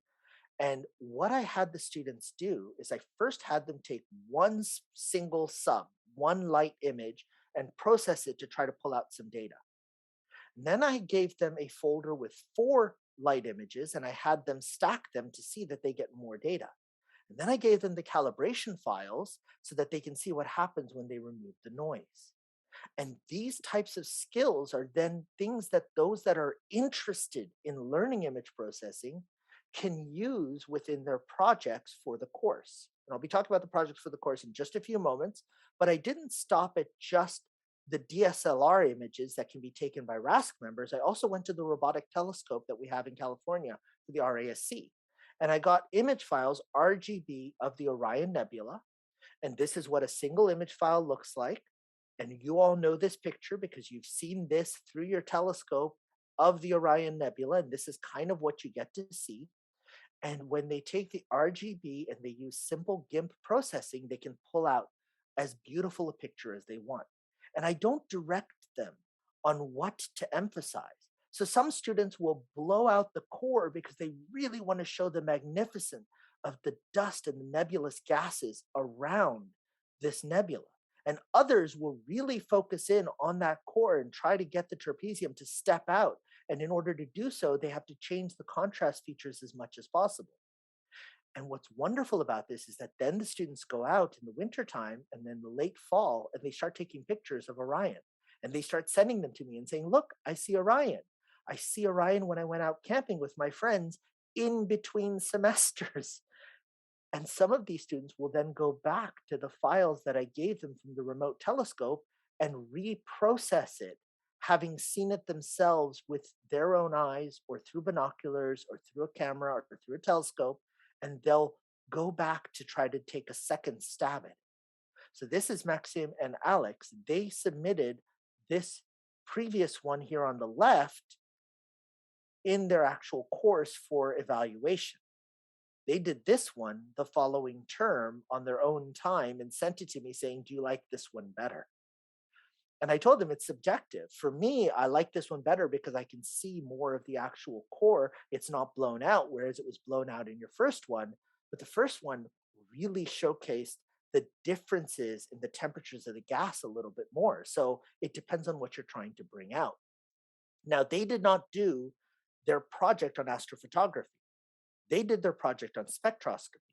So them coming back to this image file and sending it back to me and doing it as a team again, even though they weren't in the same classes, they just didn't want to do it alone because they had done the first one together. It touches me that they go back to this. So now, I've mentioned the major project a few times. I showed you the sonification. I thought, let me take a few minutes to walk you through what this major project is. In order to get a science degree, there has to be a comprehensive assessment at the college level. The comprehensive assessment is a project that goes beyond the course material, but is part of the course evaluation. So what I do for the students is I give them initially, well, when we were in person pre-COVID, it was carte blanche. Whatever you want to do, I gave them a list of, I think, at one point it was 30 possible things you could do, but it was everything from historical analysis to design of space stations to programming something to doing spectral analysis to calculating out the size of craters using a picture at the first quarter or the third quarter and using the actual size of the shadows, which one group actually was able to do. And often these projects were mentored by members of the RASC who had an interest in that area. But once COVID hit, I realized that this was unwieldy on an online format. So I changed it to narrow it down to specific areas where I knew I could give them real astronomical data. And this year, even though we were in person, I stuck with this narrowed approach, but with the option to ask for another area. So two areas that were asked for, one was communicating astronomy, which was a group that put together some videos for outreach, and the other was the sonification that you heard. But I added in all these other topics where I had access or would be able to get access to specific astronomical data. So one was the exoplanet transit observations that we do with the RASC telescope, which I'm going to share with you in a moment. One was astrophotography, and they could choose whether they wanted to focus on nebulae, focus on galaxies, but they choose not just the focus, but also what they want to share. So for example, for the nebulae this year, one group decided to compare the same 3 nebulae, but with 3 different processes. One was with a DSLR camera, one was with one of the ZWO cameras through a telescope, and one was with a remote telescope. So 3 different types of capture data. Another group decided to do galaxies, but they did irregular, they did elliptical, and they did spiral galaxies. And they tried to choose galaxies that were roughly the same magnitude so that they could compare the details you can draw out. So they choose kind of the depth to which they want to take this. For spectra of stars, we've had a lot of different approaches to the spectra of stars, where one group just looked at as many stars as they could and tried to identify the temperature and the type of star using the library of possible stars that they could take the RSpec software and correlate their spectra to. One group pre-chose 3 different types of stars, including one that was a Wolf-Rayet that would have emission spectra, to show the differences in spectra. And one group just decided to do an entire overview of the science of spectroscopy using a couple of pictures that they took as part of the evidence, as part of the captions that they use. But their focus was on just an overview of the science itself and why it was so useful. Solar system probe data, they can't just use Juno because I already showed them Juno. So some use Curiosity, some use New Horizons, some use the Lunar Reconnaissance Orbiter. And then I've gotten access to research projects of the biological nature on the ISS. And I also have, over the last term, finally received permission to use data from the European Space Agency, NASA, and a little bit from the CSA on Earth observation satellite data for environmental projects. So the spectroscopy data, the remote telescope data, these are mentored by RASC. The spectroscopy, they use the RASC grading. They come out to our observing nights, and sometimes they're using the telescopes from RASC members. So Terry Doucette set up his Dobsonian on all the stars the students wanted, put the filter onto his eyepiece, and put a Celestron XYZ, and just had the students put in their cell phone to take the image with the spectra so that they could then do their analysis on their own. But he didn't make them try to figure out where things were in the night sky. He kind of showed them. He walked them through the star hopping. Then he turned his Dob, centered it, and had them take their pictures. That was really useful, especially during the just end of COVID, because we didn't want too many people handling the same equipment, right? You wanted the equipment to stay relatively benign as much as possible. For the RASC telescope, Samantha and formerly Jenna had put together some incredible resources and videos that walk you through the entire process of analysis. And I wanted to originally share with you this video by Willow, one of my former students, about detecting an exoplanet, but she's actually presenting with her partner in crime, Christopher Karim, during the RASC GA. And they're going to also put out a poster for you to see that goes through their approach. They were the first group way back in fall 2019 to pilot this exoplanet transit project. And they did it for HAT P16B. And so you're going to get to see our presentation at the GA. So what I wanted to do was summarize a little bit of the presentation and the technique. So what the telescope does is it uses a transit database to determine possible transits for us to see on a Wednesday night. And so we set up the telescope to take the iterative pictures according to the brightness of the star and what else is in the region. We determine the exposure time. And typically, if it's too bright of a star, we'll actually use just a red filter so that we decrease the intensity of the signal so that you can pick out the transit much clearer. Because if there's too much intensity, then the image software that we use, AstroImage-J, gets overloaded. The pixels just don't retain enough information to see the dip clearly.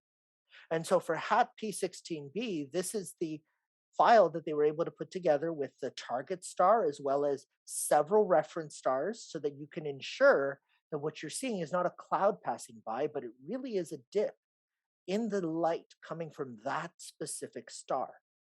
Now, this was published all the way back in March 2020 in Sky News by Willow as well as Christopher and their third partner, Pi. This past term, we tried to revisit one of the HAT exoplanets, and we actually decided to do P32. And what you can see here is there was a dip clearly at the predicted ingress. But at the end of the observation window, before we reached egress, there was this spike in humidity or spike in brightness that you see across multiple of these reference curves. And then the data ends. Because what happens is our telescope in California has a humidity sensor. And so when the humidity sensor goes too high, which of course will change the brightness of the starlight that you have coming in, it triggers a close of the observatory roof to protect the equipment. And that's what happened during this observation of HAT P32. But the following week, we had a new thing that we added in this year, which was trying to look for an exoplanet that has yet to be confirmed. So this is one of the test objects of interest. And the test object of interest that we looked at, the possible transit curve, what you can see here, is the star itself does seem to have a clear dip that is not replicated completely in the reference stars. There's a little bit of a dip in the reference stars, and a little bit of a dip happens right when we had a meridian flip of the telescope. And that's worrisome because it makes us wonder whether or not this really was a clear dip or whether this dip had to do with something that happened during the meridian flip that changed the settings of the camera or changed potentially just the cloud levels, the cloud layers coming through. So because of the scatteredness of this data, this was not eligible for us to submit to Caltech as, hey, this is a possible confirmation of this exoplanet. But we're going to try again next term because this is a chance to really be part of cutting edge research where you're trying to confirm a possible exoplanet. And that would be fantastic for the students to be able to do. Now, during COVID times, I realized that it would be very difficult for me to get out on the field with RASC members, especially with the curfew that we had here. So I had started doing outreach on a global scale, and I reached out to some of the individuals that I do outreach with, and I said, is there a way for me to access some more remote telescopes? Because ours we can use once in a while on Wednesdays, but it's a lineup to use it on other days, but also it's a limited one single instrument. And what I know a lot of students wanted was the chance to try different types of instruments. And so the school's observatory immediately said, yes, this is the Liverpool telescope that's in La Palma. It's a 2-meter telescope. It's one of the largest remote telescopes dedicated to education. And so I did a bunch of outreach for them over the last year. And in return, I get access to their archives and the occasional chance to program in my own run. I also became part of the LCO network, and there's not, unfortunately, a lot of Canadians that are part of that network, but because I was working with the Fox system in Europe on another project, I went in under the European umbrella. And so that gives me access to Hawaiian telescopes, Chile, South Africa, Australia, as well as Israel, Texas, and Tenerife. And this means that now my students have access to a full range of Southern Hemisphere and Northern Hemisphere telescopes. So the projects this term became much, much richer. We had the Eagle Nebula that we took with several different techniques and several different instruments. This one here is from one of the telescopes. I believe this was actually the Liverpool telescope in La Palma. And they had the red grayscale, they did the combination, and then they processed the combination. And they put their Eagle Nebula picture in for one of the college photo competitions, and they came in as an honorable mention. We have the Dumbbell Nebula, and the Dumbbell Nebula was taken with our RASC telescope. No, sorry. This Dumbbell Nebula was taken with one of our RASC astronomers a couple of years ago, and they'd given me the data, and the students asked for this specific set of data. And what they did is they didn't compare two different bits of equipment. They compared GIMP using two different processes. So in one process, they took the RGB filters and they layered them, and they kept changing the transparency until they were happy with the result. In the other one, they took the RGB and they used the color compose to really combine them 33% each RGB.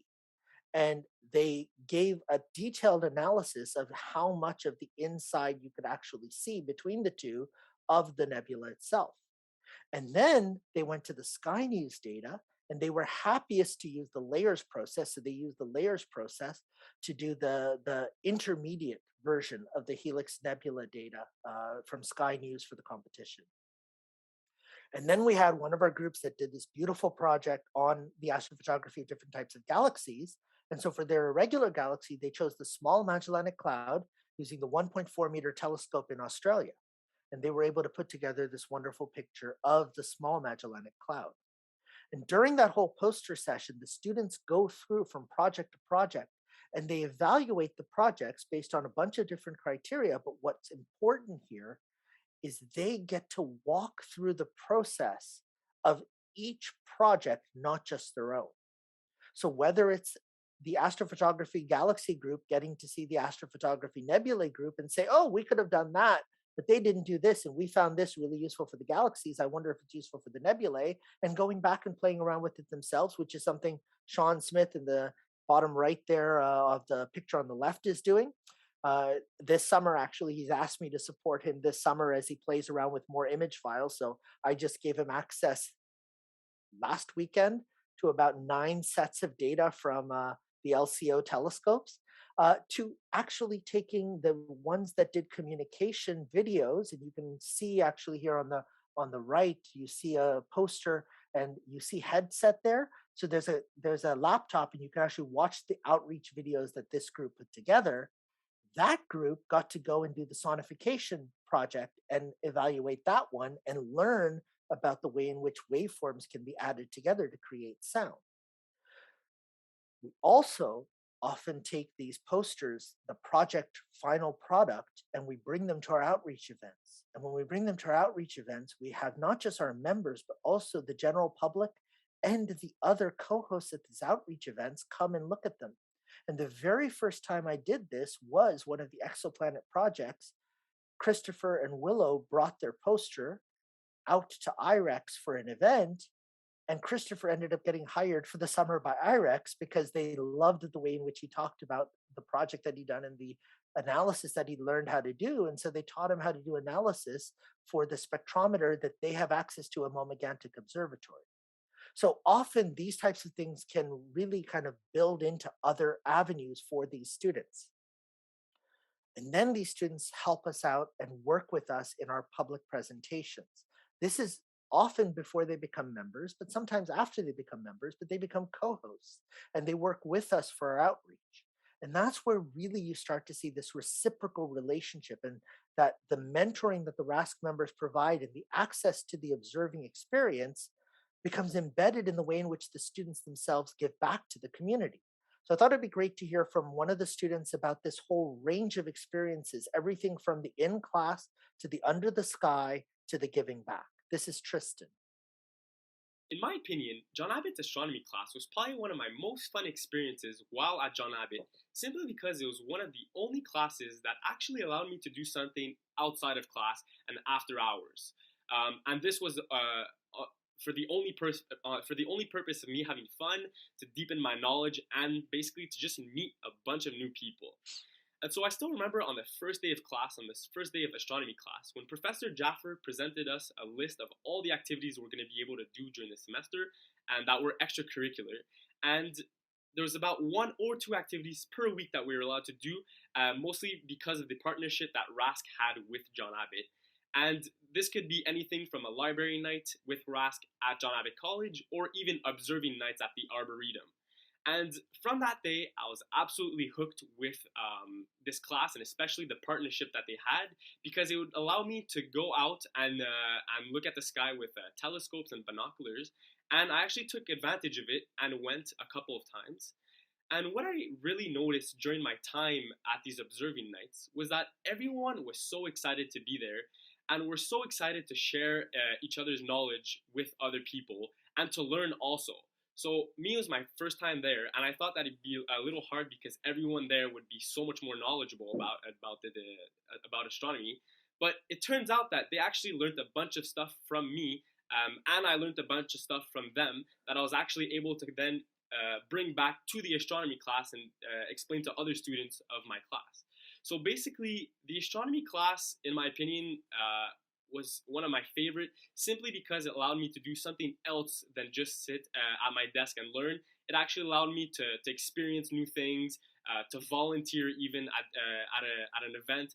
It just allowed me to do a lot more things with my education, and I'm very, very happy that that John Abbott's astronomy class was able to offer that, and also that RASC had this partnership with John Abbott, since it really broadened the activities that we were able to do. So I thought, that's pre-COVID. So what about during COVID? Did it change what the students' outcome was? And so this is one of my graduates from last year during the COVID term. And they came in with no knowledge of astronomy. They didn't even identify as somebody who looked up at the night sky. And they talked about learning so much from the lectures, so much from the projects, so much from the lab activities. And the reason why I chose this particular student is because they reached out to me about 3 weeks ago after their university term had ended to say that now that COVID restrictions are over, can they still come out and come to one of our evenings and get a chance to experience astronomy? And I said, well, absolutely. We have our clubhouses and everything. And the Wednesday that he asked was actually an observing night at the Arbo, but I wasn't going to be there. And I said, I'm not going to be there, but you can feel free to go and just tell them that you're a John Abbott student. And he ended up going out and having an absolutely wonderful time, and came back and said, well, I bought a telescope right before I went out because I thought I should come with my own equipment. And everybody there told me I bought the wrong telescope for what I want to do. So I'm going to return the telescope, and I'm going to wait till I get more understanding and more knowledge of the actual equipment. But can I come again when you're there, because I want to see your telescopes and I want to be out on the field with you? And it's so touching to see these students stay involved and stay active. So I wanted to end on this picture because this was pre-COVID.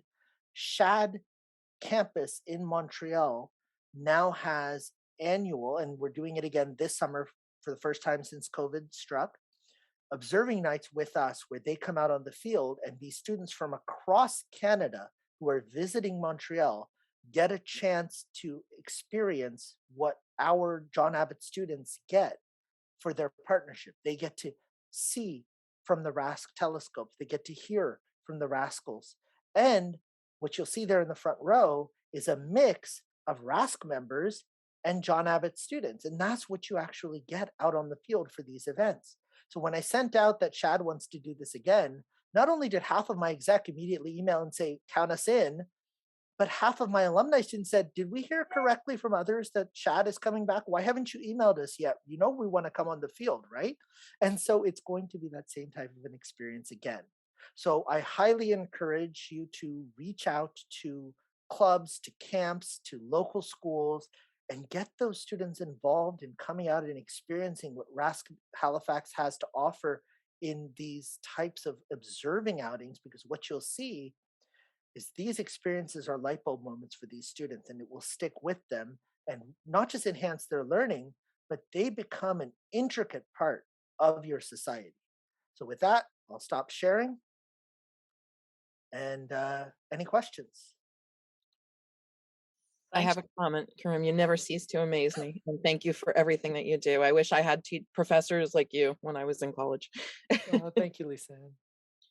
Yeah, I was just going to say that, but differently, Lisa. And this is one of the reasons why I wanted you to come, Karim, because I wanted you to share your excitement for this. I think everyone here in attendance today, and those that view the video later, can see your love of involving the students and being with the students. And I think the students feed off that as well. So it's wonderful to see that interconnectivity there, but also in building up the future, their futures as well as that of RASC is just amazing. And this is one of the keys, is what you want with this type of an environment is for the students to take with them an appreciation for what amateur astronomy brings. And when I first pitched this to the college, most of my colleagues were very reticent. They were like, why are you putting any time into this? Like this isn't this isn't the class material. This isn't the content. You know, if you want to do this on your own hobby, you could invite the students, but why are you bringing this into the school? And what I pointed out to them is that it's important to recognize we don't know what career these students are going to go on. We don't know what their field is going to be. We don't know whether they're going to be physicists, astronomers, astrophysicists, any of that. But what we do know is they have an interest, they have a joy. And for a lot of us, we've come back to this as amateur astronomers. We may have had an interest in it. We may have even thought of being astronauts, but that path wasn't there for us.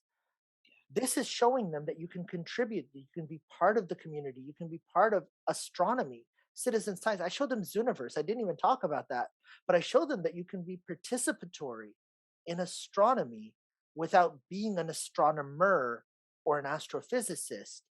And for most individuals, that is going to be your path down the road, regardless of what you think you're going to end up. We all end up meandering or changing career paths at different times. And so if you do end up being an astronomer, support your local amateur astronomy society, because they have as much to give to you as you have to give to them. So if I'm an educator, I want to create that reciprocal relationship. And now we have IREX coming in, we have the planetarium coming in, we have the Cosmodome showing up, and they come on campus. And it excites the students. And then they get to see, the rocket club at the university they're considering going to, or they hear about one of the university groups down the road putting up an atmospheric balloon, and they know that they could be part of that. Yeah, it's the ability to actively involve them, which is so key. Not only as youngsters, but even us as adult learners. You can talk to us in a lecture hall, but to actually have the hands-on experience of doing something and seeing results that are real and have a relevancy, so they get that oh wow moment, that excitement and discovery. I think for anybody, regardless of age, it's important to do, and to get them started when they're young. Yes, that's great. So I don't know if you're aware, but our EPO committee has put together a list of resources in supporting student clubs, and it's on our RASC website now. And it's one of the things that Ron McNaughton has actually offered. So if you want it, I can connect you and he can come and give a talk on how to reach out to local clubs and help them to set up activities, and even set up your own youth astronomy club hosted by RASC Halifax. And we've got a whole set of resources. So you don't have to, this is the thing, we don't have to rebuild the wheel. We don't have to keep reinventing processes and reinventing activities. So when I realized that I needed data, I can keep going back to David Schumann and sending him out to take more and more pictures, or I can reach out to the LCO and say, hey, is there anything in the archives from Tenerife or from Texas on this topic or on this specific target, and pick up the files and share them with the students. Yeah, no, we are certainly looking in the coming year as to how we can involve our youth that we have involved in the past. Not because we're ignoring them, it's just because we haven't really learned how to. And so you have certainly given us a really good start as to how to begin. Although you have certainly more experience in this, but it's nice to know that you do have resources, so that when our EPO group gets together to discuss this, we can involve youth right from the get-go, and that's wonderful. Yeah. I will say, as a caveat, for anybody wondering whether this is attainable just like that, I had zero experience in astronomy when I ended up taking over the course in June 2016 to start teaching it in August 2016. I was as far as I knew, I was going to teach the astrophysics course because I had a tiny bit of experience 2 decades before in astrophysics. So I thought, that's the one I'm going to teach. And it ended up because of a mix up that either I taught astronomy or astronomy was going to be taken out of the offerings from the college. And I couldn't see that happening. And so I said, okay, well, fine, I'll teach astronomy and I'll learn it.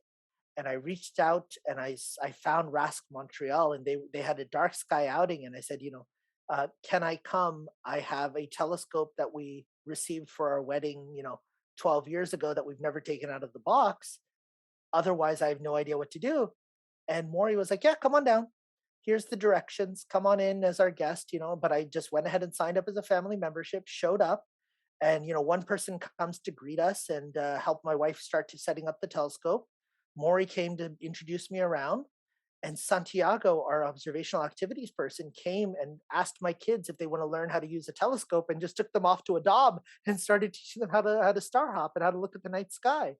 And by the end of the night, my kids were like, when you have little kids and you give them too much sugar and they talk nonstop, and then the whole drive home was talking nonstop about the fact that astronomy is now our lives. And they were 8 and 12, and it was just the perfect start. Yeah, it's rather cool. I had a similar experience with a 4-year-old grandson. Had my 6-inch daub out at a provincial park and showed him the moon through the daub, and then he asked what that other star was near it, and I said, well, that's not really a star, that's actually Mars. And of course he went hopping, big wide eyes off to his parents. Mommy, I just saw a star, Mars. I'm going, yeah, it's not quite a star, but we'll let it go. Yep. The excitement of discovery and learning things, right? He actually got to see 4 planets that night, plus Wow. the moon. And it was all before it got dark, so it was wonderful. But yeah, it's that wonderful moment of discovery and instilling the excitement and maintaining that excitement. Exactly. So, any questions for Karim before we go on to our next speaker? I do want to read, I don't know if you're looking at the chat at all, Karim, but Yep, I was one of just our looking at members it. said, thank you for sharing your enthusiasm for teaching and learning. Wonderful. I would certainly like to have been in your class those many decades ago, but I'm still a learner. Your students benefit immensely. Glad you do what you do. I think everyone can say that. It's we all wish we had teachers like you that had an excitement for your topic and shared it. I will say, if you've never attended one of our global star parties on Tuesday nights, it is speaker after speaker with this kind of approach and joy to what we do, whether it's astrophotographers, space scientists, rocket engineers. Like, we have all sorts. It starts with David Levy with a poetry reading, David Eicher talking a little bit about gemology and a little bit about mineralogy in the universe. And then it's just speaker after speaker of wonder.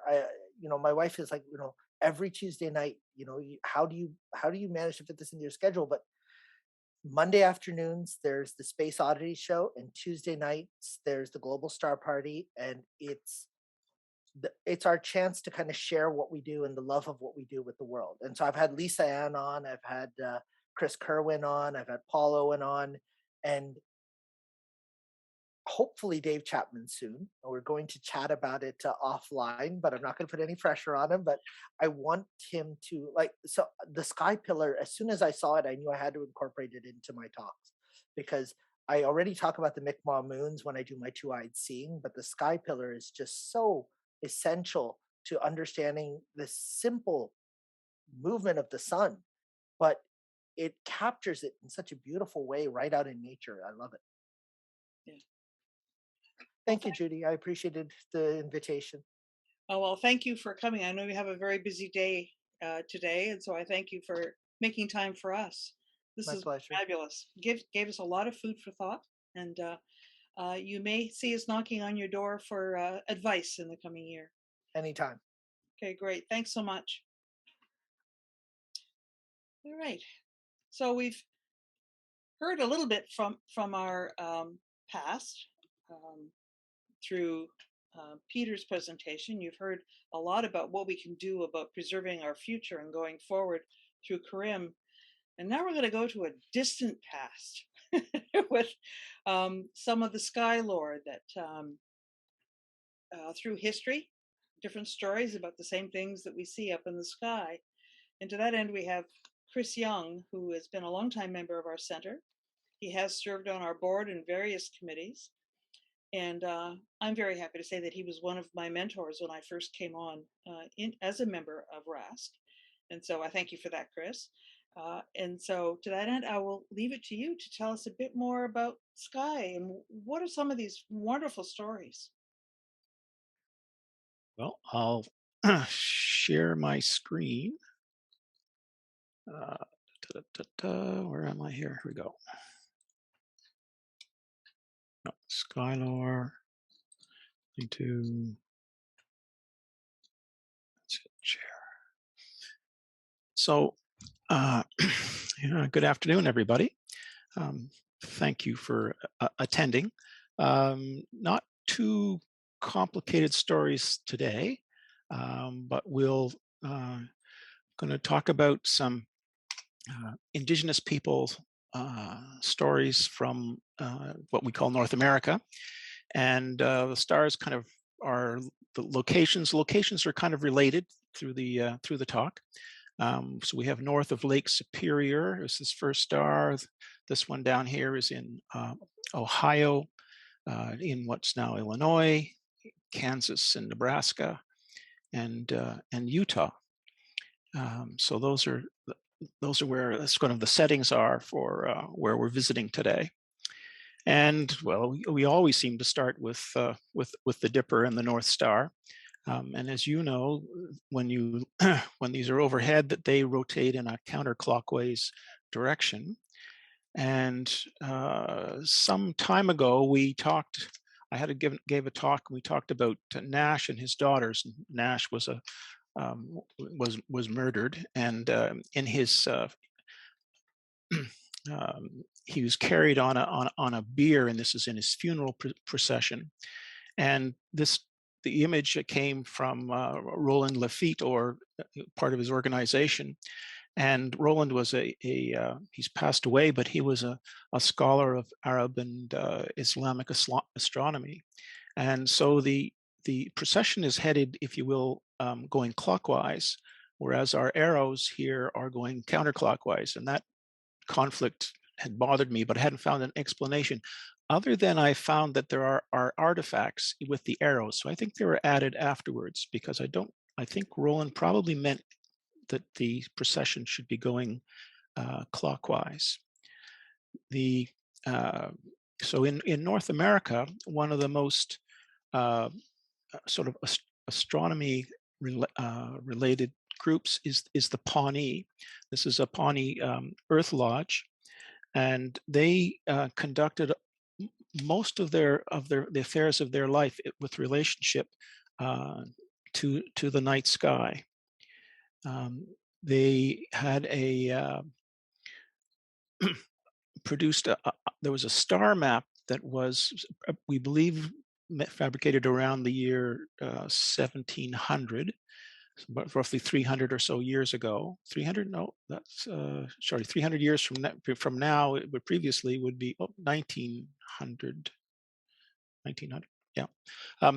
Anyway, so this is a map that's placed on, it's either deer skin or elk skin. I've read different descriptions of it. And they have through the center is the Milky Way, going sort of dividing it in two. Summer stars are to the left, your left, and winter to your right. They had marked the important sort of stars have the kind of the larger cross on them. And here's another one which has a number of the identification of a number of of these of the star patterns, and they refer to the Big Dipper as the big stretcher and the Little Dipper as the little stretcher, and these relate to their creation story, which, well, the beings replacing the stars in the sky, an older being and a younger one passed away from illness, and they were born on a bier sort of in their funeral procession with the Big Dipper or the big stretcher, and the younger person was put on the Little Dipper or the little stretcher. And this map is a reflection of the night sky. And so if we were going to could animate it, then the dippers would be moving in a clockwise direction. They referred to the North Star as the star that didn't move. The Corona Borealis, which is fairly prominent here, when their chiefs had council, they would always sit in this pattern. Down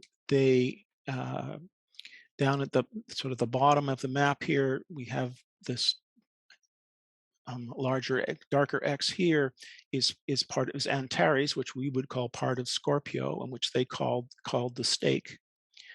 And they have the Pleiades and the Hyades, and I believe this is also to be the Pleiades. So they were were carried on a bier, and which was both the Big and Little Dippers.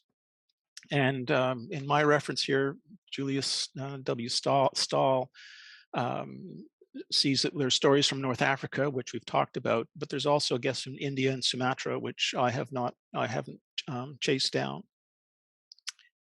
Now, in the Americas, there were cultures that built mounds, and these mounds had different purposes, but there were a number that were done in what we call the United States. Then they go back as much as 5,000 years ago, and they sort of died out around in the 17th century. And this is the largest one. It's located in Illinois. It's 10 stories high, 22 million cubic feet of earth that's just been piled up. And they would have piled it up with baskets. So this is the work of hundreds, thousands of people for a long time. The mounds, they had a hierarchical society, and the chiefs would have a high position on the top, and sometimes there's a plateau around them. In some of the burial mounds, people weren't buried in these. These were more platforms for the powerful. They have found the remains of biers, these wood stretchers that they would have been carried on. And we have two reports from the late 1700s from French explorers who had attended a funeral procession for a high chief. And the chief was born on a bier or stretcher. And then every 10 steps or so, they would take the stretcher and they would carry it around in a circle clockwise, then go another 10 paces and another circle clockwise. And we think the relationship is one sort of to kind of, if you will, reflect what the pattern that would be happening in the sky. So they took their cues from the sky. Now, the Milky Way, the Milky Way on Sky Safari, I sometimes use that for images, doesn't come across quite as strong. So I borrowed this from Astronomy Photo of the Day. It belongs to a fellow by the name of Dave Lane, but I don't think the Dave Lane that we know. So this is a constellation to most of the indigenous peoples of North America, and it goes right down through South America and up to as far as Siberia. And this is the path of the dead. And so when you passed away, you would head west, and then you would gain access to the Milky Way, and then you would travel across the Milky Way, and then come down the far side. And when you got to the far side, you would be judged. And in these societies, there was an above world, a celestial realm, if you will. There was a middle world, which was the earth, and then there was an underworld. And the afterlife was you would be in the underworld, which is not necessarily just we think of the underworld sometimes as being hell, and that's a different tradition. So at the they would, and anyway, as they traveled down the Milky Way, and they headed as they were headed towards the underworld, they would be judged, and they would be judged by the great serpent, or horned serpent. And this was an important being in their belief system. And we find evidence of this belief across North America. This is a pictograph that's from north of Lake Superior. And it was an underwater serpent, and the great serpent could be underwater. He could also be up in the sky. He was also a changeable being. He was essentially a shapeshifter. He could sometimes be what's known as an underwater panther. And that may show up in another story, another time. And then we have here a horned serpent pictograph. This is from out in Utah. And then I get lost sometimes on the web looking for references, and I came across this one, which is a serpent mound. So this is a mound that's made up. They've just piled earth up and made a pattern on the ground, and we have a snake figure, a serpentine figure, then what appears to be a shape of an egg, and then also the shape of a frog. And this is sort of interesting. And when here's a view of it from Google Earth. This is 1,300 feet long, so there was quite a bit of effort put into this. And this is located on a ridge overlooking a small river. Here's a little blow up of that. The frog creature seems to have disappeared. The mound was excavated in part. I think people were maybe looking for burial or artifacts. The academics have been at it, and they've tried to date it, and they had come up with two dates. It's either was around the year 1100 or maybe around the year 400. So, but it's fairly old. I should go back for a second just to point out the scale of this. This little black thing here by the north arrow is a vehicle. So pretty sizable thing. So anyway, so the great serpent played a role in many cultures. I had a little bit of an X-Files moment when I realized that the serpent's mound, which is here, is located in an impact crater. It's about 320 million years old, so it's pretty quiet, but that seemed a little bit, that was a little spooky. Anyway, so going back to the Pawnee, as I said, have their own constellations and names, and they have a serpent holder. This would be looking where, so we would have the Milky Way would be coming down, and at the bottom here, what they call real snake, we would call Scorpius, and they also have some stakes not real. Not fully aware what the story is on those, but having the serpent at the bottom of the Milky Way was very important in terms of their beliefs, because this was who passed judgment on you before you went into the afterlife. And here's another image, again, what we would call Scorpius, and they're taking it as a serpent. And this was common in North America and also in a number of cultures in South America. In the description I've read, Antares, which would be here, which is red, was seen essentially as a red eye of the serpent. So the serpent was a little shorter, or maybe it's a little longer, but a powerful figure. So here's Sky Safari with the Milky Way coming down through the summer triangle, and we have down at the bottom here, this is where the serpent was. So the serpent intercepted everybody on their way to the afterlife. So and then one more, as I was looking around for images of Scorpius, I thought this one, I really like this. If you're going to borrow photographs, borrow good ones. And this is by Akira Fuji. And again, we have the serpent, and this is perhaps the serpent's eye, or perhaps it extends out a little farther. And we have the Milky Way passing through. So there's a talking about serpents and mythical beings, well, mythical to us.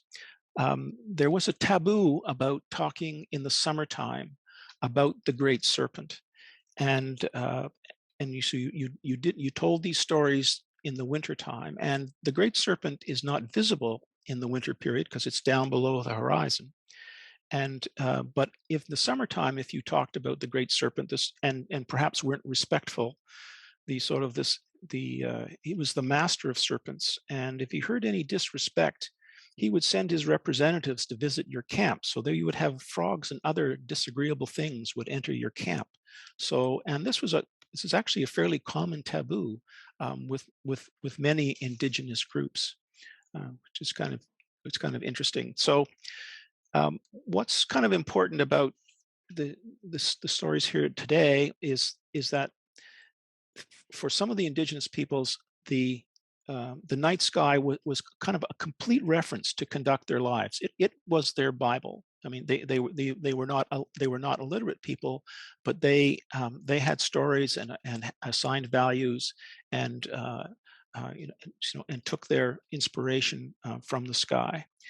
I also was intrigued to see that the Milky Way is considered a constellation, and in the West, we don't, with the Milky Way's there, but we don't have any great story for it, other than it was spilt milk, and and nor or how significant it is. But in their lives, it was this was they would travel this road, at the end of their lives and go into the next life.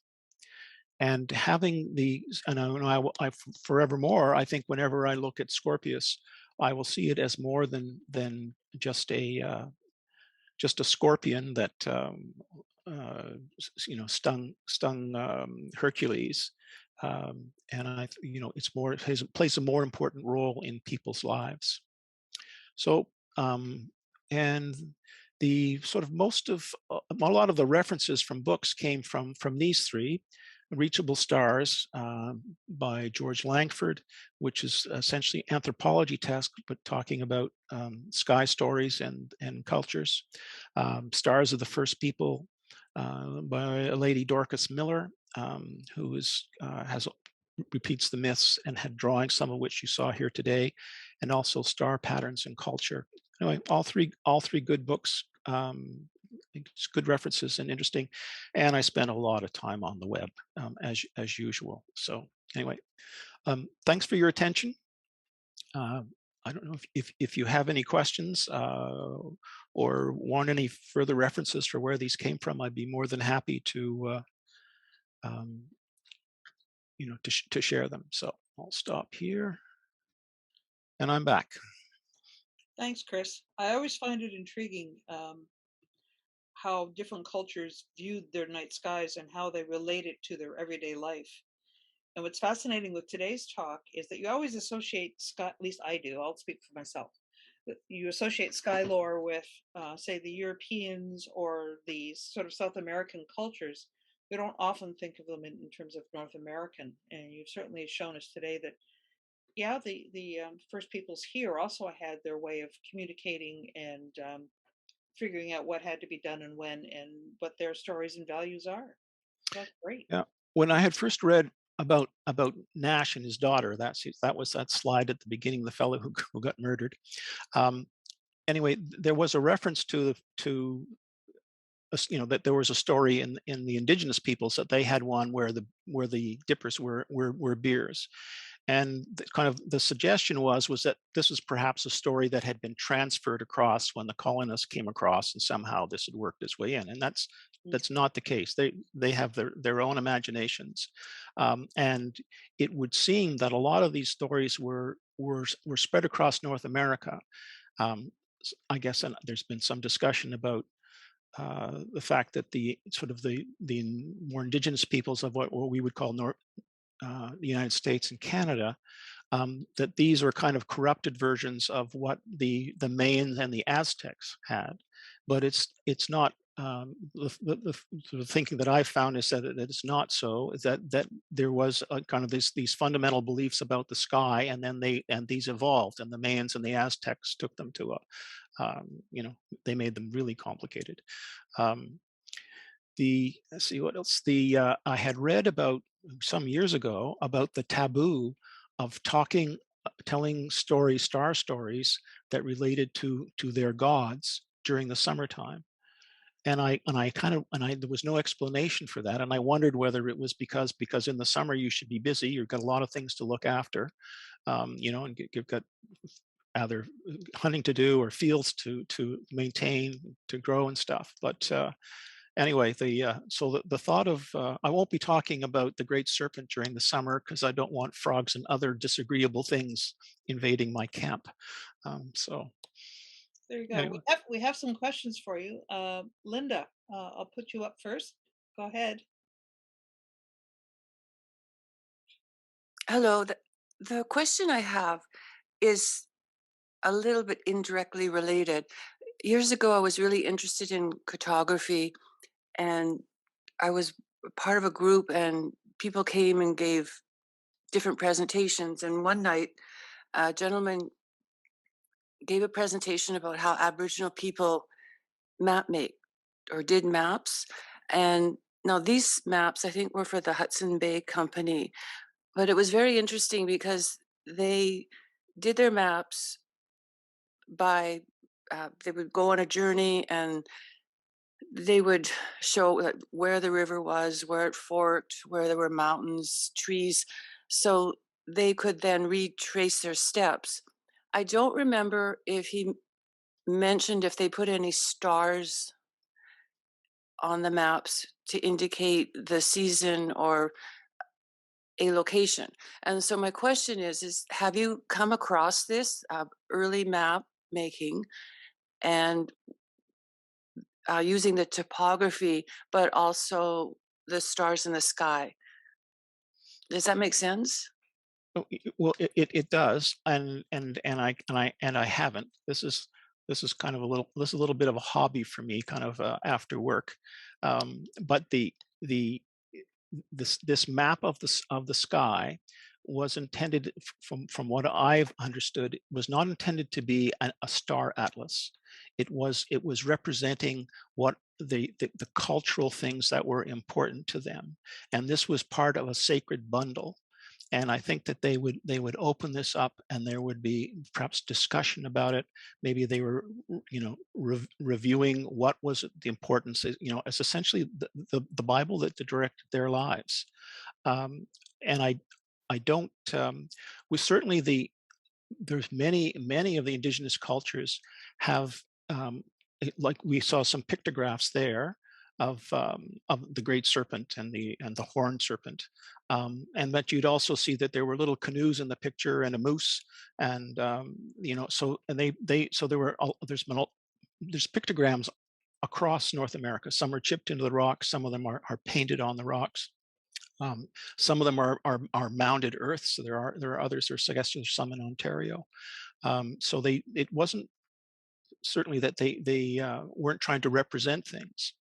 But they, and it may be that in terms of maps and things, perhaps those were, again, in kind of an oral tradition, they were expressed orally. I could see the Hudson's Bay people who were map readers, that they would want to have maps, and they probably explained what they wanted, and probably they could describe, what the journey was and where you would go and what you would see, and then this probably got transferred onto paper or skin, perhaps initially by whoever operated the Hudson's Bay Company, the local store, or other explorers, and then they learned that they would perhaps learn that skill. But I myself haven't seen anything of the stars, though we talked in another time. We talked about the fact, in God, what was it, 17,000 years ago, when we talk about the Lascaux caves and stuff, that there are perhaps star patterns built in amongst the aurochs, the sort of previous to bulls and things. So they were observant, and certainly they could see things. I know there's been some analysis done of that Pawnee sky map, and that it's reasonably correct in and certainly the constellations, their sky figures or it all makes sense to them. But I will keep my eyes open for other maps, and if I find anything, it will show up on up on one of Oh, these meetings. sure. Well, that's interesting, but I did want to mention, I'm sure you may know this, like I have traveled to England and saw the mounds there, and I mean that's a different culture. But also I've visited the Anasazi sites Mhm. in New Mexico, the Four Corners, and I did see a documentary on Chaco Canyon, and so they weren't just using it for spiritual practices. Some of the Aboriginal people were agrarian, and others were nomadic. So uh, it, they were very pragmatic, and they figured it out long Yep. ago. So, I just thought the maps would be interesting because that would well, I know Aboriginal people now, and they're very clever, but they do have a different way of understanding things, depending because their education system was different. But anyways, thank you. Somebody else might have a question. Great. Well, thank you. Thanks for your comments. Thanks, Linda. Mary Lou, your hand is up. Yeah, my hand is up. Thank you, Chris. I just wanted to mention it is interesting. The more you look, the more you find these commonalities, common themes running through the Skylores from different groups.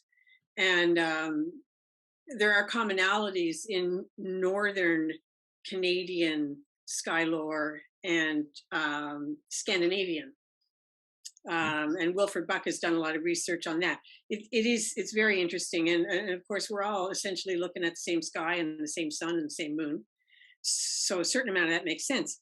And you mentioned taboos, and I had the chance to talk with Elder Medina Marshall when she was here in Halifax and gave a talk. And many Aboriginal cultures have this strong taboo about not sharing that knowledge with non-Indigenous people.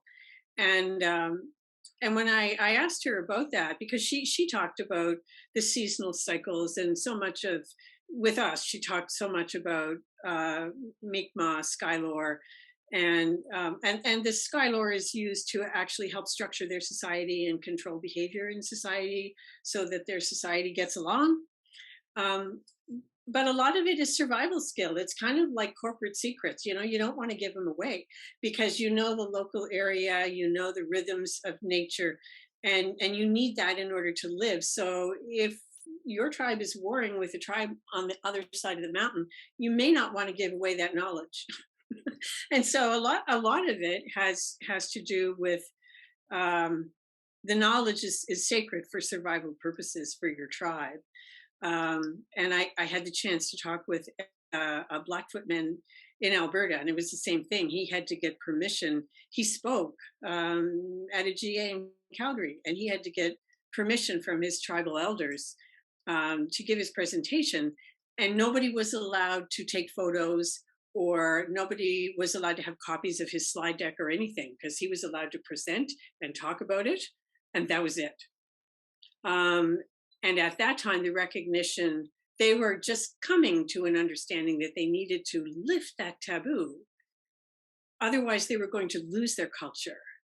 They needed to share it with non-Indigenous people. And we're seeing a lot more of that now, which is really wonderful. And I just noticed that there's a new article on the CBC News website about two-eyed seeing, and it includes the Nova Scotia Mi'kmaq. It just showed up. And regarding maps, I just wanted to mention, I know, Chris, you dug into this, about the song lines in Australia, the constellation song lines. And they're not a map, but it's an oral representation of the sky that they use to navigate across featureless deserts in Australia. That's right. And they would learn the stories of the song lines, and then someone would set out on a journey, not having to have it made before, but having learned the sky and using that as a mnemonic device for all the landmarks along the way. They would be able to find their way pretty much across Australia which is Yeah. no small feat.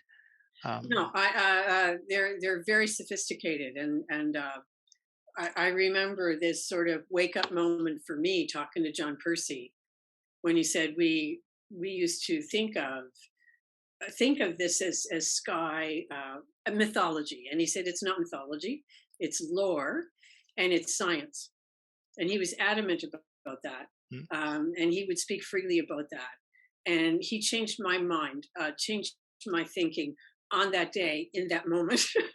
Yeah. Because we used to talk in the planetarium about this is mythology, but it isn't, and it's a scientific observation and record keeping, just a different kind. Yeah, and I feel awkward sometimes because I don't have the words to express this. Like, how do you talk about these peoples of what we now call North America, right? Because it wasn't North America. It was I'm sure they had their own names for it. And then, how do we respectfully talk about them? And I've heard there are, contemporary complaints of the fact that we will listen to stories of Indigenous people, and then they get papers and stuff written up on them, and there might be some reference to where it came from, but they don't get really the full credit of it. And there's I know there's some Aborigines in Australia who are now in the process of going through university, and so the idea is that they will be able to share the stories, and it also dignifies them. And I think the stories have also been, what's the word?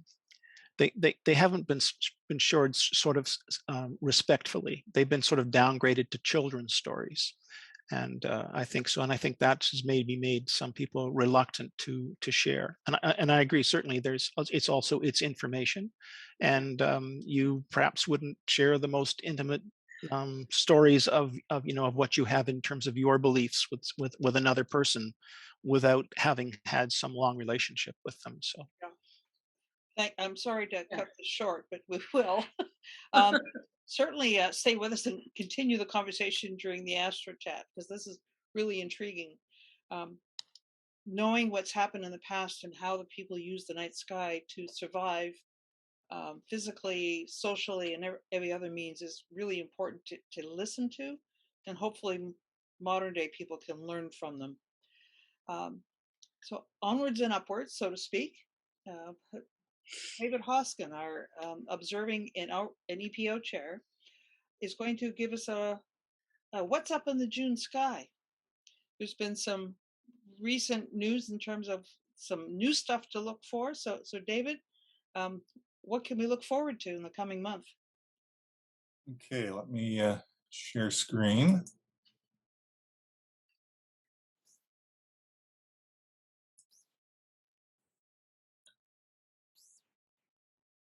Up.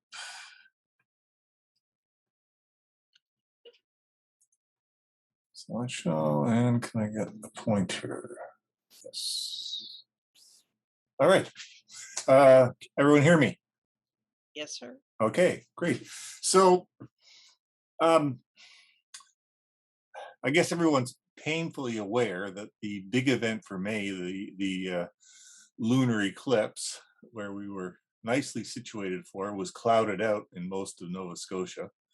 A bit of a disappointment. Although apparently if you were willing to drive up to Cape Breton, towards the northern tip of Cape Breton, there were clear skies. I've seen a few, a very nice picture taken by Christine Rose. She drove up there and did manage to capture the lunar eclipse. But we did get a nice view. This is what this picture is of the crescent moon and Mercury and the Pleiades on the 3rd of May. The sky was clear, and if you are out, it was very striking, very nice to see. So, what about this month? Well, the days are getting longer, much longer, and darkness is shrinking. So, as of 1 June, we had less than 4 hours of darkness, and darkness is going to continue to decrease until the summer solstice on June 21 at 6:14 a.m. Atlantic Standard Time.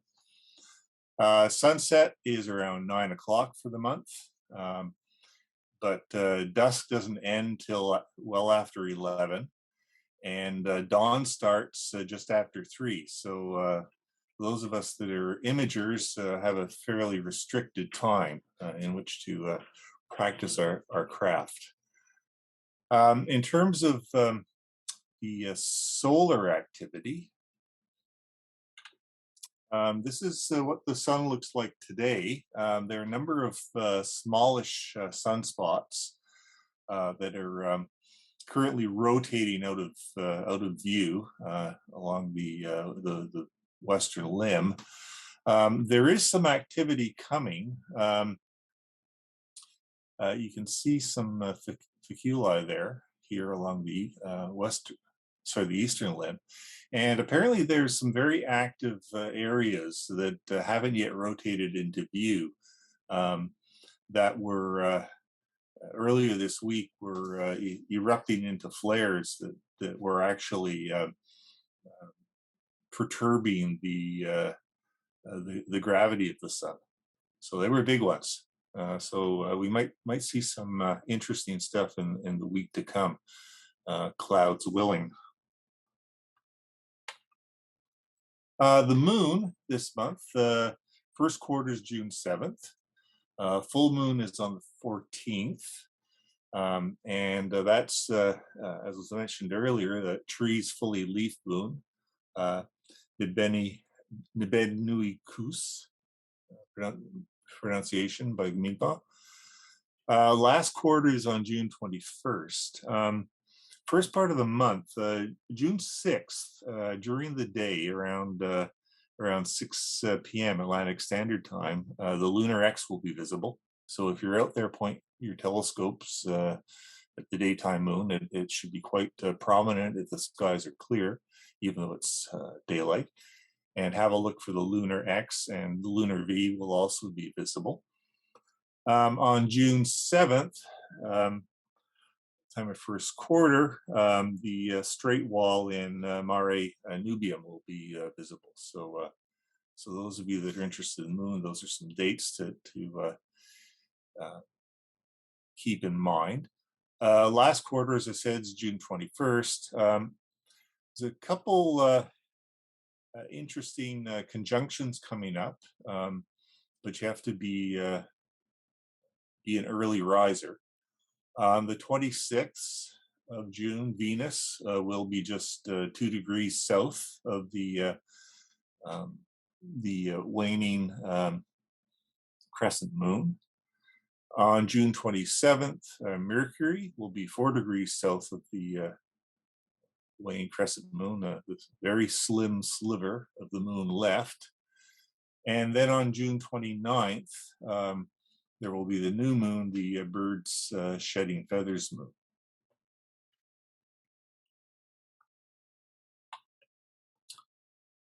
So in terms of the moon and explore the universe, the best time to knock off some of these craters and mare that you have to observe will be between June 5th and 9th, where you'll see this sort of area. I should mention for the moon, a challenge that I haven't got a slide dedicated to, but on the 29th, if you have a good western horizon, look for the very young new moon. It'll be only 23 hours old, so it'll be hard to spot, but nice if you could see it.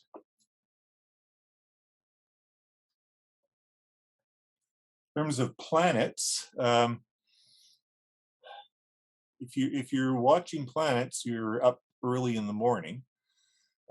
Mercury will be visible in the morning sky starting June 10th. Fairly bright, magnitude plus 0.5. On the 16th, it'll have its greatest westward elongation from the sun. So a good time to look for Mercury. And as I mentioned, there'll be conjunction with the waning crescent moon on the 27th. Venus is definitely the brightest planet in the pre-dawn sky.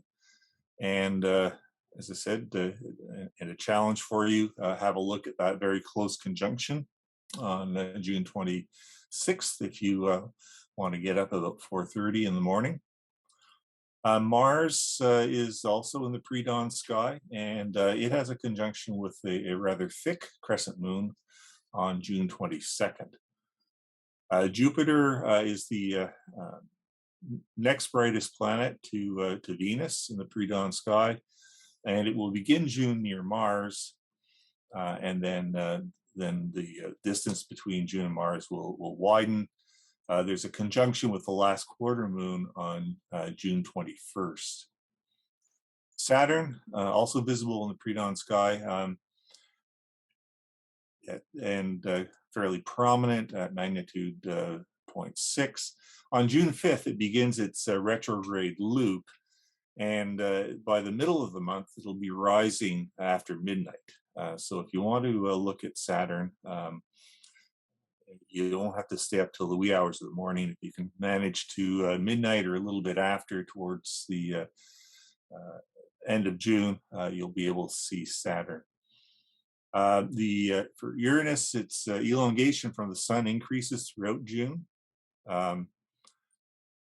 Pretty dim, although in theory, if the skies are dark, you should be able to see it with the unaided eye. On June 11th, it will be very near the much brighter Venus, so it'll be a challenge to see dim Uranus next to very bright Venus.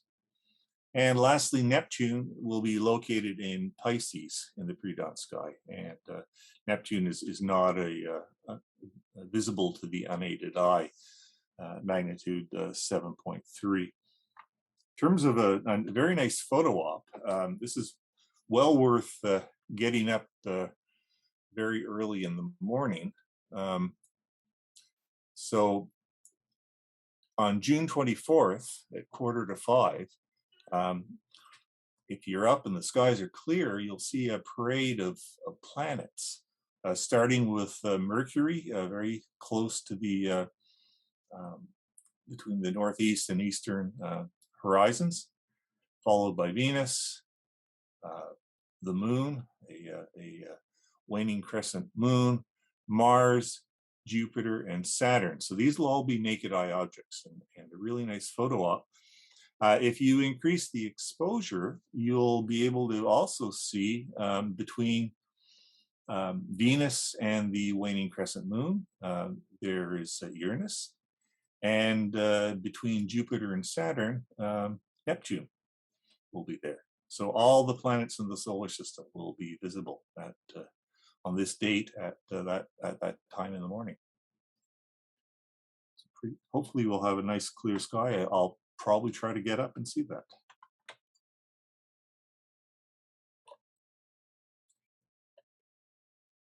All right. Explore the universe, summer constellations. Before I go through these, I just want to remind everyone that we're now in the season for noctilucent clouds, or night shining clouds. Very nice example was posted on spaceweather.com, taken by someone from Calgary. These clouds are the highest clouds in the Earth's atmosphere, being located in the mesosphere.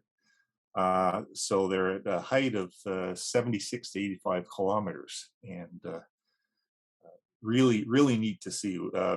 Usually they're only visible between latitudes of 50 and 70 degrees, but we occasionally get to see them in Halifax. A few years ago, we had a nice example of a noctilucent cloud. So have a look after sunset in twilight, and see if any noctilucent clouds pop up. All right, so summer constellations. Twilight ends late, as I mentioned, about 11:30 p.m. The constellations we want to look for, if you're doing the Explore the Universe, are Cygnus, Lyra, Hercules, Aquila, Capricornus, Sagittarius, and Scorpius. So those are your summer constellations. Pretty easy to pick out. Capricornus can be a bit of a challenge. You need a good southeast horizon, but all the others are pretty easy to see. Summer stars, Vega is prominent. It's the 5th brightest star in the sky. Altair, Antares, Deneb, and a number of other stars. Some neat stars to look at, or one in particular is Albireo at the head of the Swan. That's a beautiful double star, blue and gold stars. So if you have binoculars, have a look for Albireo. This is there to look at. Well, if you're looking at the Milky Way through around Antares and Sagittarius, there's lots of beautiful deep sky nebula that you can see with the binoculars from a dark site. So well worth looking at.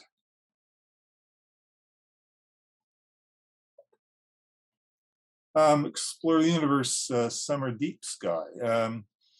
So what I've highlighted here is an asterism called the Coat Hanger, also known as Brocchi's Cluster or Colander 399. You'll find it a third of the way between Vega and Altair. So fairly easy to find. This is what it looks like. It's visible in binoculars. And it does look like a coat hanger. Stars are quite colorful, blue and orange stars. Other deep sky objects in the Explore the Universe program are the Wild Duck Cluster, Eagle Nebula, and Messier 4, which is a globular cluster. Oh, and of course the Great Cluster in Hercules. So those are your 5 summer deep sky objects to have a look at.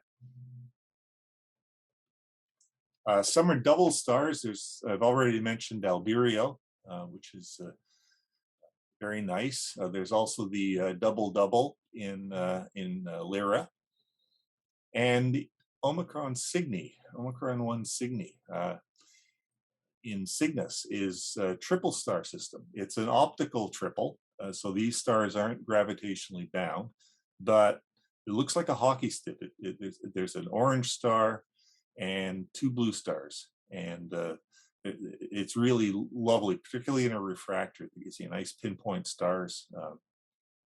Well worth seeking out and checking off your list if you're doing the Explore the Universe program. And lastly, something that's not often talked about, but as part of Explore the Universe, you're required to observe at least 3 Earth orbiting artificial satellites, and the International Space Station counts as one of those artificial satellites. It's a very easy target to see with the unaided eye. It appears as a very bright point of light moving quickly across the night sky. This is a picture of the ISS that I took from Clayton Park a couple of months ago. Dates and times for when the ISS is going to be visible from where you're located can be obtained from Spot the Station, NASA. So you can go to the PDF and click on that, and it'll take you to that website. And if you're very patient, you can actually take a picture of the International Space Station. This is one I took last year. It's nowhere near as good as some of the pictures I've seen on the web, but I was pretty happy. You can see at least you can see the solar panels and kind of the TIE fighter resemblance of the ISS. So an easy thing to check off if you're doing the Explore the Universe program. And I believe that's it. I wanted to mention, though, that although we're not having meetings in July and August, I will be putting together slide decks for what's up in July and what's up in August, and I'll pass them on to Jerry to post on the RASC website. So you can go to that website to see what to look for in this rest of the summer months. So that's all I have for now, Judy. Any questions? Yeah, thanks so much, David. I made a comment in the chat that your photo of the coat hanger is from the Southern Hemisphere, because up here it's upside down. I flipped it around so it looked more like a coat hanger. Ah, but believe it or not, in the Southern Hemisphere, it does look like a coat hanger. Yep. That's, Cool. that was one of my old wow moments down in Yeah, well, that's neat. Look, you can actually hang a coat on it. It's the right way. Yeah. So thank you. Any questions for David? Yeah, I was asking if David can share more of what equipment he used for the ISS photo, because that's my current self challenge. I used a 12-inch Dob and a mono Astrocam, my SI 290, and I took I think I took like 150 exposures, and there were only about 20 of them that had the ISS in them, and that was the best one. So it's a tough one. It's a good challenge. Thank you. Yeah, it's not going too well so far. Yeah, or you thank you. Take that, or you could take that picture that someone took recently of capturing 2 of the astronauts. Yeah, I know. That's amazing. Oh, just incredible. Yeah. I also found a web or a map on the web where it'll show the path of where you have to be in order to photograph the ISS against the backdrop of the moon. Yeah, that's one of my goals for the future: to cross the moon and across the sun. Yeah. All right. Well, thanks so much, David. And I'm sure Jerry will certainly post those for you in the coming months. So thank you again. And in fact, you'll be posting September's as well before we actually meet on September 10th. So, yeah. So thank you very much. All right. Last but not least is me, and I will try to make this as quick as I can for you. Slideshow here.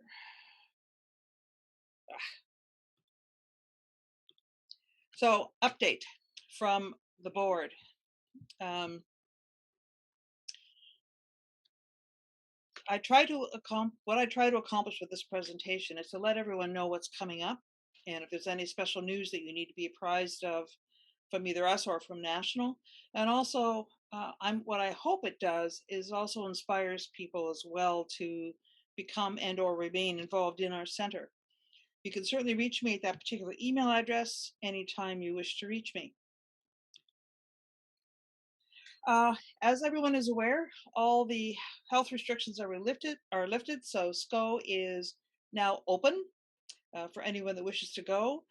Thanks to the work of John Ledard, our SCO manager, and Kathy Walker, one of our board members, the flyer regarding our center has been updated to reflect the electrification process, so that what you have to go through now in terms of turning on and off the heat and the power box and everything else that's there.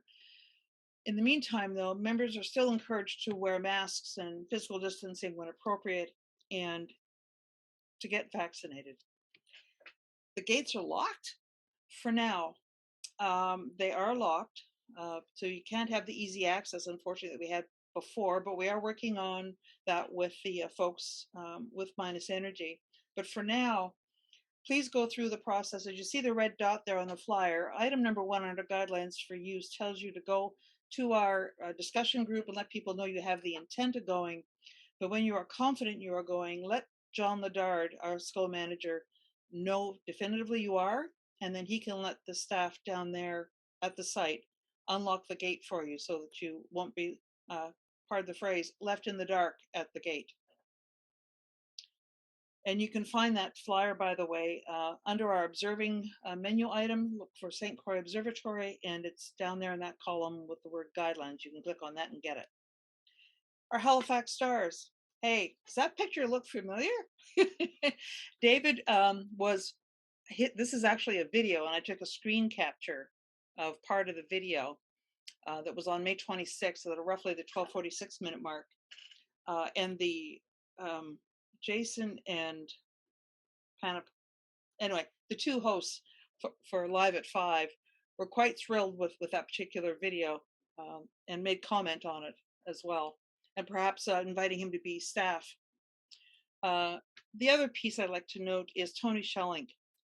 As of this morning, I noticed that on the in the RASC Bulletin for June, Tony's program regarding the ACES Amateur Astronomer program that he developed here a few years, well, several years back actually, and is now getting recognition for it at the national and international level. It's a great program to introduce people to the night sky, and they go away with this wonderful little certificate saying they've identified 5 items in the night sky. So congratulations, Tony, for that recognition. And I'll be talking more about Tony and David actually in another program that we're offering. Want to remind people about our Nova Notes. The previous edition, volume 53, number 2, is on our website for people to read. If you haven't done so, please do so. It's an incredible issue featuring our Messier objects and photography and stories and whatnot. So have a good read. Thanks to Lisa Ann as our editor and to John McPhee as our copy editor. If you would like to submit an article, a photo, whatever else, a book review, an oh wow moment, whatever, please give Lisa Ann and John an email at novanoteseditor@halifax.rasc.ca, and note that the deadline for the May-June edition is coming up on June 18. Also a heads up regarding our dates of meetings. Our next meeting after this one is not till the fall, September 10, October 1, November 5, and then our AGM and members meeting is on December 3rd. We invite it for now, it's Zoom, but we are looking at and crossing our fingers and very hopeful that we will have a hybrid meeting come fall. So we will keep you posted on that one. We certainly invite you to participate in our meetings. We're not asking you to do an hour-long presentation, but if you want to do a 5-10 minute review of your astronomy gear and say, look, I bought this and it's fabulous because, or I bought this and here's my challenges. Have you read a good book? What about sharing observing strategies? Sometimes we need help when it comes to city skyscapes and whatnot. And what about that oh wow moment or the moment? We're open. We'd love to hear from you. Special events, mark your calendars. June 5th is the SCO cleanup. The gates will be open at 9 a.m. We've already made arrangements for that. However, we're asking people to arrive at 10, but if you're really keen, you can be there at 9. We have 2 barbecues this summer, one on June 10. It will be commemorating the 25th anniversary of SCO's opening. That was actually officially opened on June 21st, 25 years ago at summer solstice. Unfortunately, we won't be meeting at that particular time this year, but we are going to be celebrating, and we'll have a bit more information on that in just a few moments. And then on the 23rd of September, we certainly have our annual SCO barbecue, which will also include an observing evening as well. And the rain dates are noted there. In August 29 to 21, we have the Kedjim Dark Sky Weekend, and I'm sure you'll be hearing more from Peter and Tony Schelling. Peter Hurley and Tony Schelling regarding that event as the summer progresses. And certainly our Novi Star Party on the nights of August 26 to 28. And I'll have more information on that in just a moment. So with respect to the SCO cleaning, we are needing volunteers. So just have to let us know that you're coming and show up. It's on Sunday, June 5th, which is tomorrow. So at 10 a.m., gates, as I said a moment ago, open at 9. The rain date we'll let you know. Right now it's posted on the site and it still stipulates June 5th. If that changes, we will let you know on the website as to what that change is. I've been told to tell you, make sure you bring bug and tick repellent because they are quite profuse, or could be. And certainly if it's a nice sunny day, bring sunscreen and all your equipment that you'd like to assist with in terms of cleaning materials, gardening materials, weed whackers, all that sort of thing. As you can see from the photos, Daphne Themelis is there showing off her proud work in washing down the walls 3 years ago, which hadn't been done in numerous years, so they're sparkling white. You can see where some of our members have cleaned. That was a separate event, but there were 2 times when we were there to clean, and they were dealing with the telescopes on site. And it isn't all work. You actually do have a break out in the side there for lunches, and it's always fun and good to get together. So if you can join us, please do so. As I mentioned a moment ago, it's our 25th anniversary. Members and your families are certainly welcome to join us. Just let us know you're coming through the discussion list or notify me directly. Again, bug spray and tick repellent, and know what the tick regimen is once you get home as well for checking for that. We ask that you bring your own plates and cutlery and certainly your camp chairs. As you can see, everyone has their various sorts of camp chairs. It starts at 5:30 p.m. There'll be burgers and hot dogs and all sorts of other foods. And of course, there will be cake. Not necessarily this one, but there will be a cake to celebrate. And also at this, because it is the 25th anniversary, we're also making a special presentation to Scotia Investments Limited, who without their ongoing support over the years, that site would not be possible. So we'll keep you posted a bit more on the June 10th barbecue in the coming week. Also, the Nova East website, it's alive! It's alive! And yes, I had an email from Melody, our registrar. She's already got 3 registrations even before we announced it. So this is fabulous. People are looking on site and excited that it's coming. So the nights, as I said a moment ago, August 26th to 28th. What's new this year is there's hands-on workshops. We have a solar filter workshop conducted by David Hoskin, and there's also a mirror cleaning session for reflectors with Dave Chapman. We have RASC observing programs. Melody Hamilton will be doing one regarding the RASC Double Star program, and Tony Schelling, as I said, I'll mention him again, is doing his novice observing program. He's doing a couple of pilot programs, trying that one out. So come join us for that. The flea market will be there this year in lieu of an auction. We decided that a flea market would be more feasible. So if you're going to Nova East and you'd like to sell some goods, or you'd like to donate and have the proceeds go to the center, that's great too. But there will be a flea market held as part of Nova East this year. And we have a special, a new event, although old but new. As many of you know, one of our revered members, Sherman Williams, passed away this past year. And Sherman had always been quite important to Nova East in terms of conducting the nature walks every year through the trails at Smiley's Provincial Park. So the Nova East Committee determined that it was really important that we commemorate Sherman and all that he's done for Nova East, as well as for the center itself, and for the promotion of astronomy and all things nature. So consequently, the nature walk this year and all subsequent years will be referred to as the Sherman Williams Walk. And this year in our inaugural walk, we have Jason Dane, who will be doing a birders walk. And yes, the man who does these incredible astronomical photos is also a birder. So he still looks up either for birds or for the night sky. So thank you, Jason, for agreeing to conduct that walk for us this year.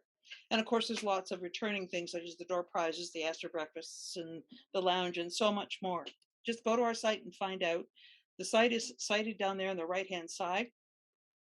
And also, usually the astrophotography contest is conducted or the winners are announced at Nova East, but that's not the case.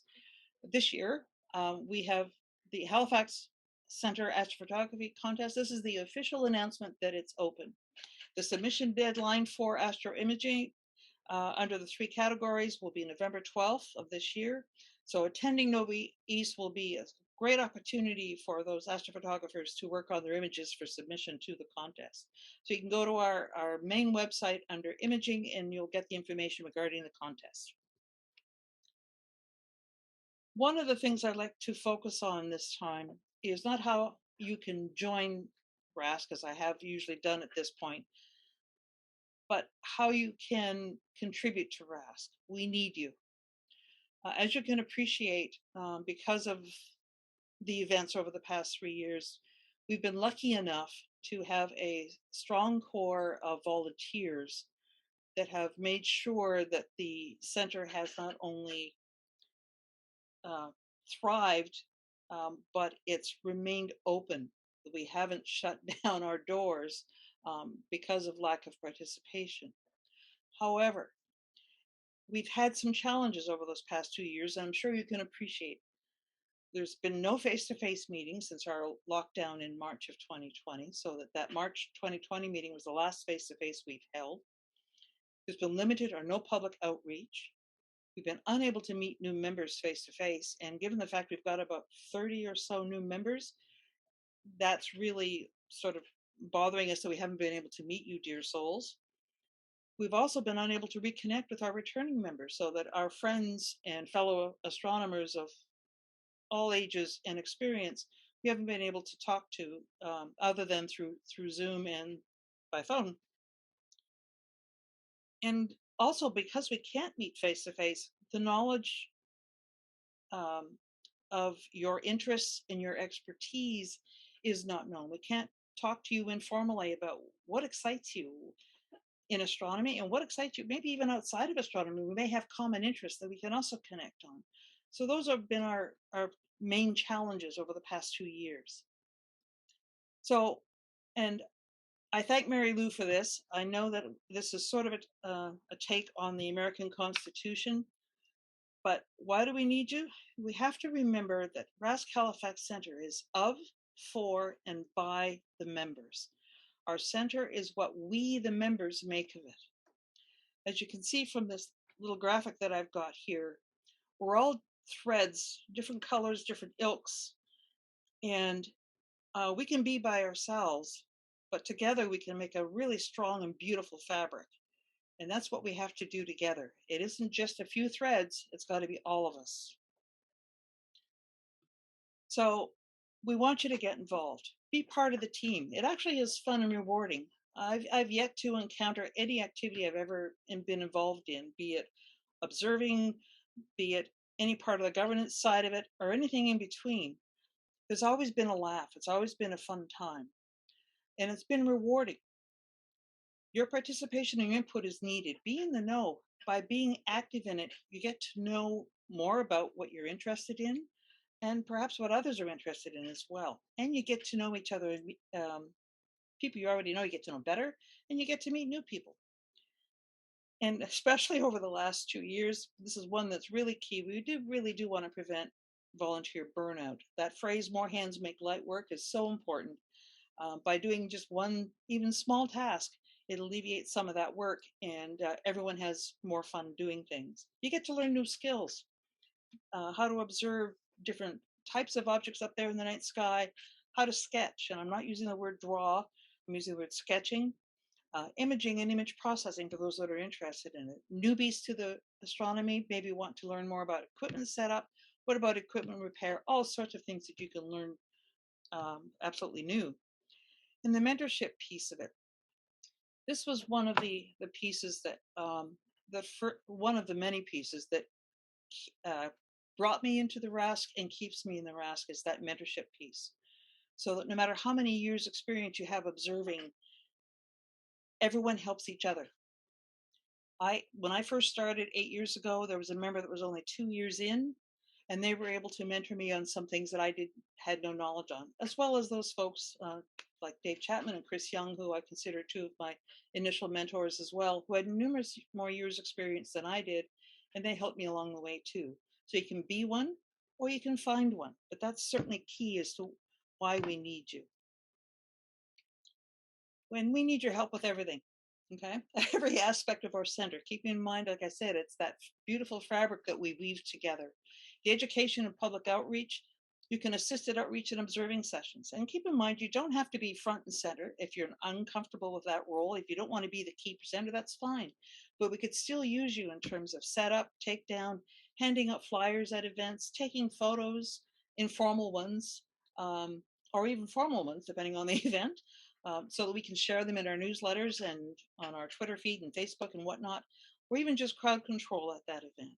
If you have some communications experience in any one of those, we'd love to hear from you too, because you'll be able to assist us in making sure that we are able to reach our audiences, both members and non-member.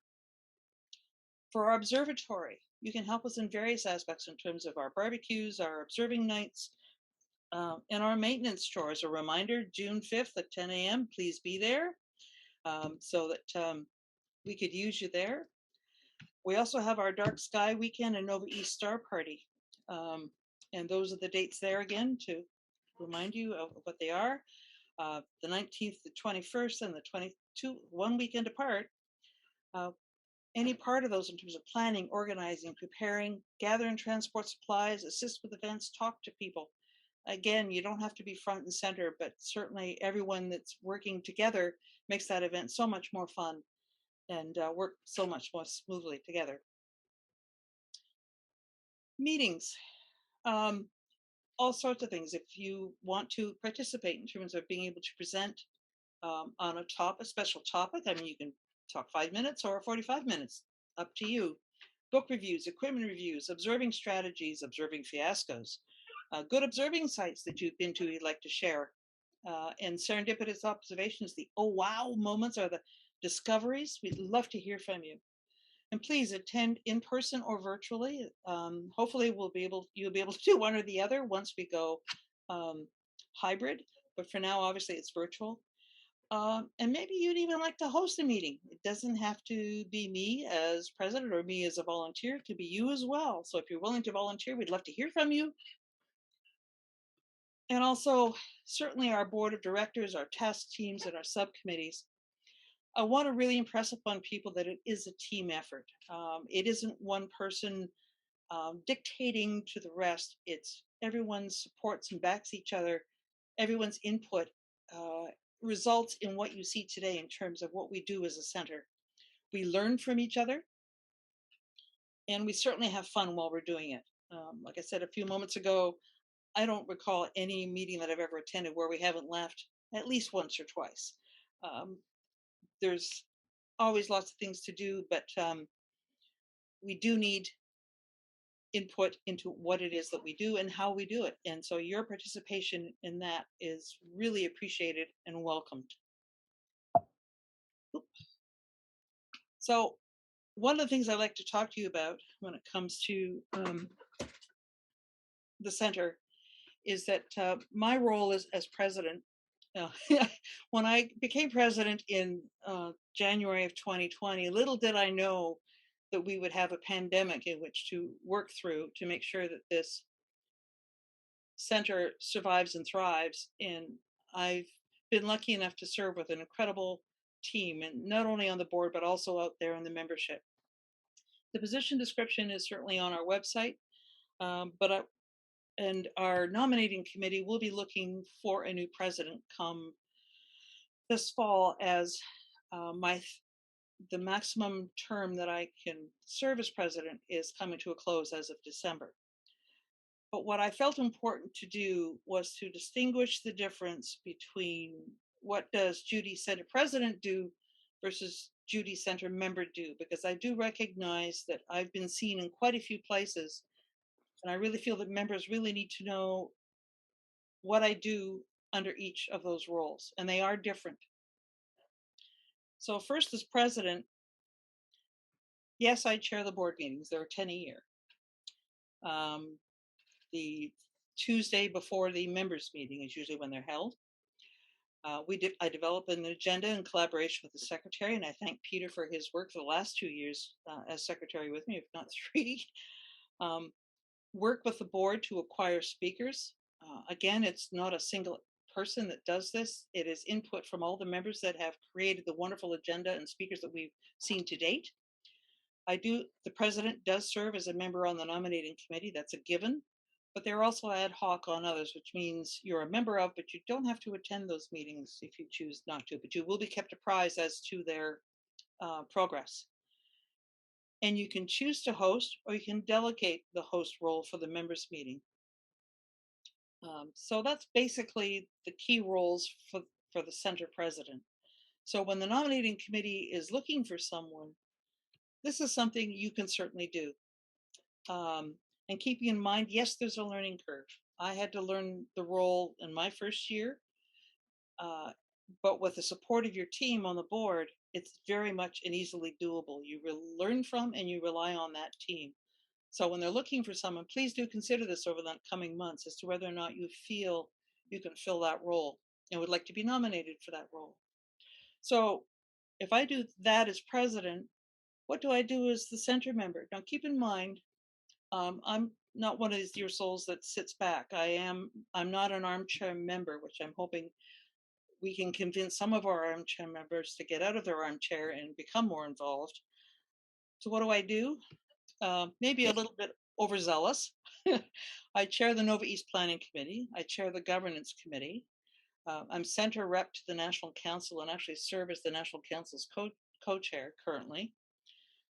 Lisa Ann allows me to proofread the Nova Notes before they get distributed on the website. One of the webmasters, and I use that term very loosely. I'm one of them for the Center and for the Nova East website. And other tasks as I'm assigned as the president, or I volunteered to do because I love doing it. So I just want to make sure that people understand that although you see me in a lot of places, my presidency role is really only a small part of what I'm involved in. So I want people to appreciate that that is very separate from what I do otherwise. And so if they're considering the role of president, you don't have to do all these other things that I do. That's your choice. Any questions? And I guess the other thing I'll stipulate is that we've gone from this and hopefully can go down to where we don't have to mask and we can actually see each other and talk with each other. So to that end, any questions?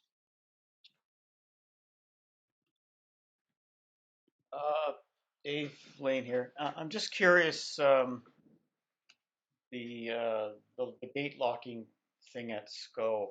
Yeah. I gather they must have had some sort of security incident that sort of led to that.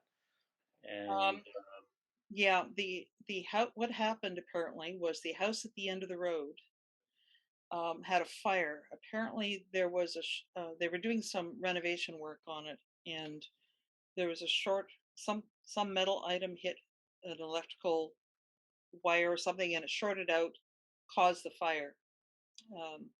And there was extensive damage to the inside of the house. So there became a